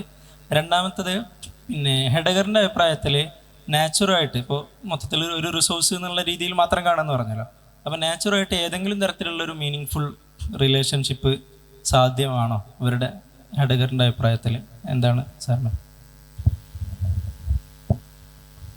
ഒന്നാമത്തെ ക്വസ്റ്റ്യൻ ഒന്നും കൂടി റിപ്പീറ്റ് ചെയ്യാൻ പറ്റും? അല്ല, അതായത് ഓർഡിനറി പേഴ്സൻ്റെ വിഷയമാണ്. ഓക്കെ, മനസ്സിലായി. അപ്പോൾ ഹൈഡഗർ സംസാരിക്കുന്നത് ഈ ലോകബോധത്തെക്കുറിച്ചാണ്. നമ്മൾ പറഞ്ഞു അണ്ടർസ്റ്റാൻഡിങ് ഓഫ് ബീയിങ്. ഇതിൻ്റെ ഒരു ആരാണ് ലോകബോധം ഉണ്ടാക്കുന്നത്? ഇവിടെയാണ് ഇതിൻ്റെ ഉത്തരം കിടക്കുന്നത്. ലോകബോധത്തെ ആരും ഉണ്ടാക്കുന്നതല്ല. ഇത് ഹൈഡഗറിൻ്റെ ഫിലോസഫിയിൽ ഒരു പ്രശ്നകരമായിട്ടുള്ളൊരു, ഈ പറയുന്ന പല ഫിലോസഫേഴ്സും, ഫീൻബർഗിനെ പോലെയുള്ള പല ഫിലോസഫേഴ്സും, ഹെർബർട്ട് മാർക്കൂസ് പോലെയുള്ള പല ഫിലോസഫേഴ്സും ഉന്നയിച്ച ഒരു പ്രധാനപ്പെട്ട വിമർശനം അതാണ്. ആരാണ് ടെക്നോളജി ഉണ്ടാക്കുന്നത്? അല്ലെങ്കിൽ ഈ റിലീജിയസ് ഫ്രെയിംവർക്ക് ആരാണ് ഉണ്ടാക്കുന്നത്? അല്ലെങ്കിൽ ഈ പറയുന്ന ലോകബോധം ആരാണ്ട്? അത് ഏതെങ്കിലും ഒരു പെർട്ടിക്കുലർ വ്യക്തി ഉണ്ടാക്കുന്നതല്ല, അല്ലെങ്കിൽ ഒരു കമ്മ്യൂണിറ്റി ഓഫ് സയൻറ്റിസ്റ്റ് ഉണ്ടാക്കുന്നതല്ല. അതുകൊണ്ട് തന്നെ ഒരാൾക്കോ ഏതെങ്കിലും ഒരു കൂട്ടം വ്യക്തികൾക്കോ റിസോൾവ് ചെയ്യാൻ പറ്റുന്ന പ്രശ്നമല്ല ടെക്നോളജി എന്നുള്ളതാണ്. പിന്നെ എങ്ങനെയാണ് ടെക്നോളജിയിൽ നിന്ന് പുറത്ത് കടക്കാൻ പറ്റുക എന്നുള്ളതാണ്. ടെക്നോളജിയിൽ നിന്ന് പുറത്ത് കടക്കണമെങ്കിൽ അദ്ദേഹം പറയുന്നത്, ഇപ്പോൾ ഞാൻ സ്ട്രിക്ട്ലി ഹൈഡഗറിയൻ പെർസ്പെക്റ്റീവിൽ കൂടി മാത്രം നമ്മൾ സംസാരിക്കുകയാണെങ്കിൽ, ടെക്നോളജിയിൽ നിന്ന് പുറത്ത് കടക്കാനുള്ള ചില പ്രിപ്പറേഷൻസ് നമുക്ക് നടത്താൻ കഴിയുമെന്നുള്ളതാണ് മൂപ്പര് പറയുന്നത്. എങ്ങനെയാണ് ആ പ്രിപ്പറേഷൻസ് നടത്താൻ പറ്റുക? മൂപ്പര് ഈ ടെക്നോളജി എസ്സേ എഴുതിയതിന് ശേഷം പിന്നെയും എഴുതിയ പ്രഭാഷണം നടത്തിയ നിരവധി പ്രഭാഷണങ്ങൾ, ഉദാഹരണത്തിന് ഡ്വെല്ലിംഗ് എന്ന് പറയുന്ന ഒരു കോൺസെപ്റ്റ്, ഡ്വെല്ലിംഗ്. മറ്റൊരു കോൺസെപ്റ്റാണ് ഫോർഫോൾഡ് എന്ന് പറയുന്നത്, fourfold of earth, sky, divinities and mortals എന്ന് പറയുന്നൊരു. അതേപോലെ തന്നെ ആർട്ട് വർക്കിനെ കുറിച്ചുള്ള മൂപ്പര് ചിന്തകളുണ്ട്. ആർട്ട് വർക്ക് എങ്ങനെയാണ് ഒരു മനുഷ്യൻ്റെ ലോകം നിർമ്മിക്കുന്നത് എന്ന്. ഇപ്പോൾ origin of the work of ആർട്ടിൽ അദ്ദേഹം ടെക്നോളജി എസ് എഴുതുന്നതിൻ്റെ തൊട്ട് മുമ്പല്ല, ഒരുപാട് മുമ്പാണ്, 1935-36 കാലഘട്ടത്തിലാണ് origin of the work of art അദ്ദേഹം എഴുതുന്നത്. അപ്പോൾ ആ എഴുത്തിൽ മൂപ്പര് പറയുന്നത് എങ്ങനെയാണ് ഒരു വർക്ക് ഓഫ് ആർട്ട് മനുഷ്യർക്ക് ഒരു ലോകം ഉണ്ടാക്കി കൊടുക്കുന്നതിനെ കുറിച്ചാണ്. എന്ന് പറഞ്ഞാൽ ഇപ്പോൾ ഒരു ഉദാഹരണം പറയുന്നത് ഇതാണ്. ഒരു ഗ്രീക്ക് ടെമ്പിൾ എന്ന് പറയുന്നൊരു സാധനം, ഗ്രീക്ക് ടെമ്പിൾ. ഈ ഗ്രീക്ക് ടെമ്പിൾ ആണ് ഈ അന്ന് ജീവിച്ച ഗ്രീക്ക് കൾച്ചറിൽ ജീവിച്ച മനുഷ്യരെ സംബന്ധിച്ചിടത്തോളം റിവീലിംഗ് ഓഫ് ബീയിങ്ങിൻ്റെ ഒരു സെൻട്രൽ പോയിന്റ്. എന്ന് പറഞ്ഞാൽ അവർക്ക് അവരുടെ ജീവിതം, അവരുടെ ജനനമാവട്ടെ, അവരുടെ വിവാഹമാവട്ടെ, അവരുടെ മരണമാവട്ടെ, അവരുടെ ദൈനംദിന വിഷയങ്ങളാവട്ടെ, ഇതൊക്കെ കേന്ദ്രീകരിക്കപ്പെടും. ഇതിനൊക്കെ മീനിങ് കൊടുക്കുന്നത് ഈ പറയുന്ന ഗ്രീക്ക് ടെമ്പിളാണ്. ഇതിനാണ് ഈ ഗ്രീക്ക് ടെമ്പിളിനെ കുറിച്ചാണ് മൂപ്പര് വർക്ക് ഓഫ് ആർട്ട് എന്ന് പറയുന്നത്. അല്ലാതെ വർക്ക് ഓഫ് ആർട്ടിനെ കുറിച്ച് മൂപ്പര് ഒരു ചിത്രകലയെക്കുറിച്ചോ അല്ലെങ്കിൽ ഏതെങ്കിലും സ്കൾപ്ചറിനെ കുറിച്ചോ മാത്രമല്ല അദ്ദേഹം വർക്ക് ഓഫ് ആർട്ട് എന്ന് പറയുന്നത്. ഈ അർത്ഥത്തിലുള്ള വർക്ക് ഓഫ് ആർട്ടിനാണ് യഥാർത്ഥത്തിൽ ഇങ്ങനൊരു പോസിബിലിറ്റി നൽകാൻ കഴിയുക എന്നുള്ളതാണ്. പിന്നെ മറ്റൊരു സാധ്യത മൂപ്പര് പറയുന്നത് മെഡിറ്റേറ്റീവ് തിങ്കിങ് എന്ന് പറയുന്നൊരു സാധ്യത മൂപ്പര് പറയുന്നുണ്ട്. ഇതൊക്കെ ഡിഫറെൻറ്റ് പരീക്ഷണങ്ങളാണ്. ഇപ്പോൾ നമ്മളിപ്പോൾ ഈ പരിഹാരം ചോദിക്കുന്ന സമയത്തുള്ളൊരു വിഷയം എന്താണെന്ന് വെച്ചാൽ, ഇപ്പോൾ നമ്മൾ കൃത്യമായൊരു വിഷയത്തിന് സൊല്യൂഷൻ, ഒരു പ്രശ്നം, അതിനൊരു പരിഹാരം, ഇങ്ങനെയാണല്ലോ നമ്മൾ സയൻസിലൊക്കെ മനസ്സിലാക്കുക. ഇപ്പോൾ എനിക്ക് ദാഹിക്കുന്നു, ഞാൻ വെള്ളം കുടിക്കുന്നു, ദാഹം പരിഹരിക്കപ്പെടുന്നു, ഇങ്ങനെയാണല്ലോ. ആ അർത്ഥത്തിലല്ല യഥാർത്ഥത്തിൽ ഹൈഡഗറിൻ്റെ ഈ ഓണ്ടോളജിക്കൽ ലെവലിലുള്ള പരിഹാരങ്ങൾ നൽകപ്പെടാൻ സാധിക്കുക. കാരണം അത് ഇപ്പോൾ ദാഹിക്കുക എന്ന് പറഞ്ഞാൽ എൻ്റെ വ്യക്തിപരമായൊരു വിഷയമാണ്. അല്ലെങ്കിൽ ഒരു കുറ്റം ചെയ്യാന്ന് പറയുന്നത് അയാളെ സംബന്ധിച്ചുള്ള അയാളുടെ വ്യക്തിപരമായിട്ടുള്ളൊരു വിഷയമാണ്. അതിനെ നമുക്ക് പരിഹരിക്കാൻ പറ്റും ആ വ്യക്തിയിൽ. പക്ഷെ ഇത് ഒരു റിവീലിംഗ് ഓഫ് ബീയിങ്ങിൻ്റെ വിഷയമാണ്, അല്ലെങ്കിൽ വേൾഡ് വ്യൂവിൻ്റെ വിഷയമാണ്. ആ വേൾഡ് വ്യൂവിൻ്റെ ഒറിജിനേറ്റർ നമ്മൾ നോക്കിയാൽ ആരുമല്ല. ഇപ്പോൾ നമുക്ക് ഡെയ്കാർട്ടിനെ കുറ്റം പറയാൻ പറ്റും. മോഡേൺ ഫിലോസഫി മൂപ്പരാണ് തുടങ്ങിയത്. അതുകൊണ്ട് മോഡേൺ ഫിലോസഫിക്കൽ കോൺസെപ്റ്റിൻ്റെ അല്ലെങ്കിൽ ആ ഒരു ലോകബോധത്തിൻ്റെ മുഴുവൻ ഉത്തരവാദിത്വം മൂപ്പർ ഏറ്റെടുക്കണം എന്ന് പറഞ്ഞാൽ അത് ശരിയല്ല. കാരണം ഹൈഡഗർ തന്നെ ഡെയ്കാർട്ടിനെ കുറിച്ച് പറയുന്നത്, ഡെയ്കാർട്ട് ശരിക്ക് മൂപ്പര് സ്വന്തമായിട്ട് എഴുതി ഉണ്ടാക്കുകയല്ല, മറിച്ച് he was actually responding to the call of being എന്നുള്ളതാണ്. ബീയിങ്ങിൻ്റെ അഡ്രസ്സിന് ഡെയ്കാർട്ട് മാത്രമല്ല, ലോകത്തിലെ എല്ലാ ഫിലോസഫേഴ്സും അതാണ് ചെയ്യുന്നത്. ഈ പറയുന്ന കോളിന് റെസ്പോണ്ട് ചെയ്യുക എന്നുള്ളതാണ്. അപ്പോൾ ആ അർത്ഥത്തിൽ മൂപ്പര് ഒരു പ്രിപ്പറേഷൻ എന്നുള്ള അർത്ഥത്തിൽ ഒരുപാട് പരീക്ഷണങ്ങളെക്കുറിച്ച് മൂപ്പര് പറയുന്നുണ്ട്. ആ പരീക്ഷണം ഒന്ന് ഡ്വെല്ലിംഗ് എന്ന് പറയുന്ന കോൺസെപ്റ്റാണ്. പിന്നെ ഫോർഫോൾഡ് എന്ന് പറയും. ഇതൊക്കെ ഒരുപാട് വിശദീകരിക്കേണ്ട സാധനം. എന്താണ് ഫോർഫോൾഡ് എന്നുള്ള വിഷയത്തിൽ പിന്നെ സാന്ദർഭികമായി പറയുകയാണെങ്കിൽ എൻ്റെ PhD-ൻ്റെ ഒരു പകുതി ഭാഗം ഈ ഫോർഫോൾഡിനെ കുറിച്ചുള്ള ചർച്ചയായിരുന്നു. എന്ന് പറഞ്ഞാൽ എന്താണ് ഫോർഫോൾഡ് എന്ന് ഫോർഫോൾഡ് എന്ന് പറയുന്ന ആശയം മൂപ്പർ ആദ്യമായിട്ട് കൊണ്ടുവരുന്നത് മൂപ്പരുടെ തിങ് എന്ന് പറയുന്ന നേരത്തെ പറഞ്ഞ ലെക്ചറിൽ നിന്നാണ് വരുന്നത്. പിന്നെ അത് പബ്ലിഷ് ചെയ്യപ്പെട്ടു. അപ്പോൾ എന്താണ് ഫോർഫോൾഡ് എന്നുള്ള ഫോർഫോൾഡ് കൊണ്ട് മൂപ്പർ എന്താണ് ഉദ്ദേശിക്കുന്നത് എന്നുള്ളത് കൃത്യമല്ല. കാരണം മൂപ്പർ കംപ്ലീറ്റ്ലി പോയറ്റിക് ആയിട്ടാണ് മൂപ്പർ സംസാരിക്കുന്നത്. അതുകൊണ്ട് തന്നെ നിരവധി പേര് ഇത് എങ്ങനെയാണ് ഇൻ്റർപ്രറ്റ് ചെയ്യേണ്ടത് എന്നുള്ള വിഷയത്തിൽ പിന്നെ കൺഫ്യൂഷനുള്ള ഒരു വിഷയം കൂടിയാണ്. ജൂലിയൻ യങ് എന്ന് പറയുന്ന ഒരു സ്കോളറുണ്ട്. അദ്ദേഹം ഒരു പർട്ടിക്കുലർ രീതിയിലാണ് ഇതിനെ വിശദീകരിക്കുന്നത്. ആൻഡ്രൂ മിച്ചൽ എന്ന് പറയുന്ന വേറൊരാളുണ്ട്. മൂപ്പര് റിച്ചാർഡ്സ് എന്ന് പറയുന്ന വേറൊരാളും. പക്ഷേ ഇതിൻ്റെ ഒക്കെ ആകത്തുക എന്ന് പറയുന്നത് കൈൻഡ് ഓഫ് നോൺ കാൽക്കുലബിൾ ആയിട്ടുള്ള ഒരു തിങ്കിങ് ആണ് വേണ്ടത്. അഥവാ മെഡിറ്റേറ്റീവ് ആയിട്ടുള്ള ഒരു തിങ്കിങ് ആണ് വേണ്ടത്. അഥവാ ഈ പറയുന്ന വസ്തുക്കളെ എക്സ്പ്ലോയിറ്റ് ചെയ്യാതെ, വസ്തുക്കളെ മാനേജ് ചെയ്യാതെ, അതിനെ ഈ അർത്ഥത്തിൽ യൂട്ടിലൈസ് ചെയ്യാതെയുള്ള ഒരു ബന്ധത്തെക്കുറിച്ചാണ് നമ്മൾ ആലോചിക്കേണ്ടത് എന്നാണ് പറയുന്നത്. അപ്പോൾ എനിക്ക് തോന്നുന്നത് ഇത്തരം കോൺസെപ്റ്റുകളെക്കുറിച്ചുള്ള ഇനിയുള്ള അന്വേഷണങ്ങൾ ഒരു പക്ഷേ നിങ്ങളെ സഹായിക്കുന്നുള്ളതാണ്. ഈ പറയുന്ന എന്താണ് ഹൈഡഗറിൻ്റെ ഫിലോസഫിയിൽ എന്താണ് മെഡിറ്റേറ്റീവ് തിങ്ക്. മാത്രമല്ല ഹൈഡഗറും സൂഫിസവും തമ്മിലുള്ള ഒരു പ്രധാനപ്പെട്ട ഒരു കണക്ഷനും കൂടി ഇവിടെ ഉണ്ട്. ഈ പറയുന്ന മെഡിറ്റേറ്റീവ് തിങ്കിങ് എന്ന് പറയുന്നത് സൂഫായിട്ട് വളരെ ബന്ധമുള്ളൊരു വിഷയമാണ്. അതുപോലെ തന്നെ മൂപ്പര് മെഡിറ്റേറ്റീവ് തിങ്കുമായി ബന്ധപ്പെട്ട് പറയുന്ന ഒരു കോൺസെപ്റ്റാണ് ഗലാസൻ ഹൈറ്റ് എന്ന് പറയും. ഗലാസൻ ഹൈറ്റ് ഒരു ജർമ്മൻ എക്സ്പ്രഷനാണ്. ഇതിന് അർത്ഥം നമ്മൾ പറയുക ലെറ്റിംഗ് ബീയിങ്സ് ബി എന്നുള്ളതാണ് ഇതിൻ്റെ അർത്ഥം. Letting being, to let beings be, ഒരു വസ്തുവിനെ അതാവാൻ അനുവദിക്കുക, ഇങ്ങനെയാണ് അതിൻ്റെ അർത്ഥം. എന്ന് പറഞ്ഞാൽ എങ്ങനെയാണ് ഈ പറയുന്ന നോൺ കൺട്രോളബിൾ ആയിട്ടുള്ള അല്ലെങ്കിൽ നോൺ കൺട്രോളിങ് ആയിട്ടുള്ള രീതിയിലുള്ള ഒരു അപ്രോച്ച് നമുക്ക് സ്വീകരിക്കാൻ പറ്റുക എന്നതിനെക്കുറിച്ചുള്ള ഒരു ചിന്താപരമായ പരീക്ഷണങ്ങളാണ് ഈ പറയുന്ന എഴുത്തുകളും ചിന്തകളൊക്കെ. അപ്പോൾ ഒറ്റയടിക്ക് നമുക്ക് എന്ത് ചെയ്യാൻ പറ്റില്ല. നോർമൽ പീപ്പിളിനെ സംബന്ധിച്ചിടത്തോളം ഒറ്റയടിക്ക് ഇതിൽ നിന്ന് മാറി നിൽക്കാൻ മൂപ്പര് പറയുന്നത് we are waiting for the second beginning എന്നുള്ളതാണ്. ഒരു രണ്ടാം തുടക്കം ആവശ്യമാണ്. ഇപ്പോൾ സെക്കൻഡ് ബിഗിനിങ്ങിനെ കുറിച്ച് കുറേ കാഴ്ചപ്പാട് മൂപ്പര് അവതരിപ്പിക്കുന്നുണ്ട്. ഇപ്പോൾ രണ്ടാം തുടക്കം എന്ന് പറഞ്ഞാൽ ടെക്നോളജി തുടങ്ങിയത് യഥാർത്ഥത്തിൽ ഗ്രീക്ക് ഫിലോസഫിയുടെ ഇൻസെപ്ഷനിൽ നിന്നാണ്. അപ്പോൾ ഈ പറയുന്ന ടെക്നോളജിയുടെ ഫ്രെയിംവർക്കിന് പുറത്ത് കടക്കണമെങ്കിൽ എന്താവണം? ഒരു രണ്ടാം തുടക്കം ആവശ്യമാണ് എന്നുള്ളതാണ്. ആ രണ്ടാം തുടക്കത്തിനുള്ള പ്രിപ്പറേഷനാണ് ഈ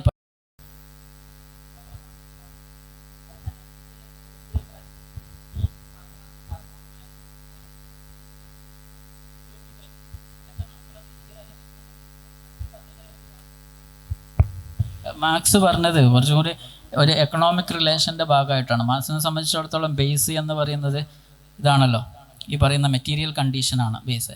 ഹൈഡഗറിനെ സംബന്ധിച്ചിടത്തോളം മെറ്റീരിയൽ കണ്ടീഷൻ ഒക്കെ ഈ പറയുന്ന സൂപ്പർ സ്ട്രക്ചറിൻ്റെ ഭാഗമാണ്. ഏറ്റവും പ്രധാനപ്പെട്ട ബേസ് എന്ന് പറയുന്നത് ഓണ്ടോളജിക്കൽ അണ്ടർസ്റ്റാൻഡിങ് ആണ്.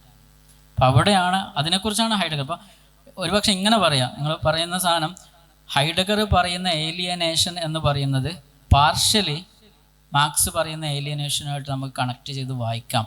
അല്ലാതെ മാർക്സിയൻ ഏലിയനേഷൻ ഒരിക്കലും ഹൈഡഗറിൻ്റെ ഈ പറയുന്ന ഏലിയനേഷനെ മുഴുവനായിട്ട് ഗ്രാസ്പ് ചെയ്യാൻ ഉള്ള അത്ര പവർഫുൾ ആയിട്ടുള്ളൊരു കോൺസെപ്റ്റ് ആണെന്ന് മനസ്സിലാക്കാൻ കഴിയില്ല. ഇപ്പം 4 ഏലിയനേഷനെ കുറിച്ച് മാർക്സ് പറയുന്നുണ്ട്. ഇതൊക്കെ ഈ പറയുന്ന എക്കണോമിക് കോണ്ടക്സ്റ്റിലുള്ള, സോഷ്യൽ കോണ്ടക്സ്റ്റിലുള്ള ഏലിയനേഷൻ മാത്രമാണ്. അത് മാത്രമല്ല ഹൈഡഗർ പറയുന്നത്, മറിച്ച് ഏറ്റവും അടിസ്ഥാനപരമായ ഫിലോസഫിക്കൽ ഓണ്ടോളജിക്കൽ ഏലിയനേഷനെ കുറിച്ചാണ് ഹൈഡഗർ പറയുന്നത്. അപ്പോൾ കുറച്ചും കൂടിയും ആ അർത്ഥത്തിൽ സെൻസ് ഓഫ് പ്രൊഫൗണ്ട്നെസ് ഹൈഡഗറിയൻ ഫിലോസഫിയിൽ ഉണ്ട് എന്ന് മനസ്സിലാക്കാൻ കഴിയുന്നുള്ളതാണ്.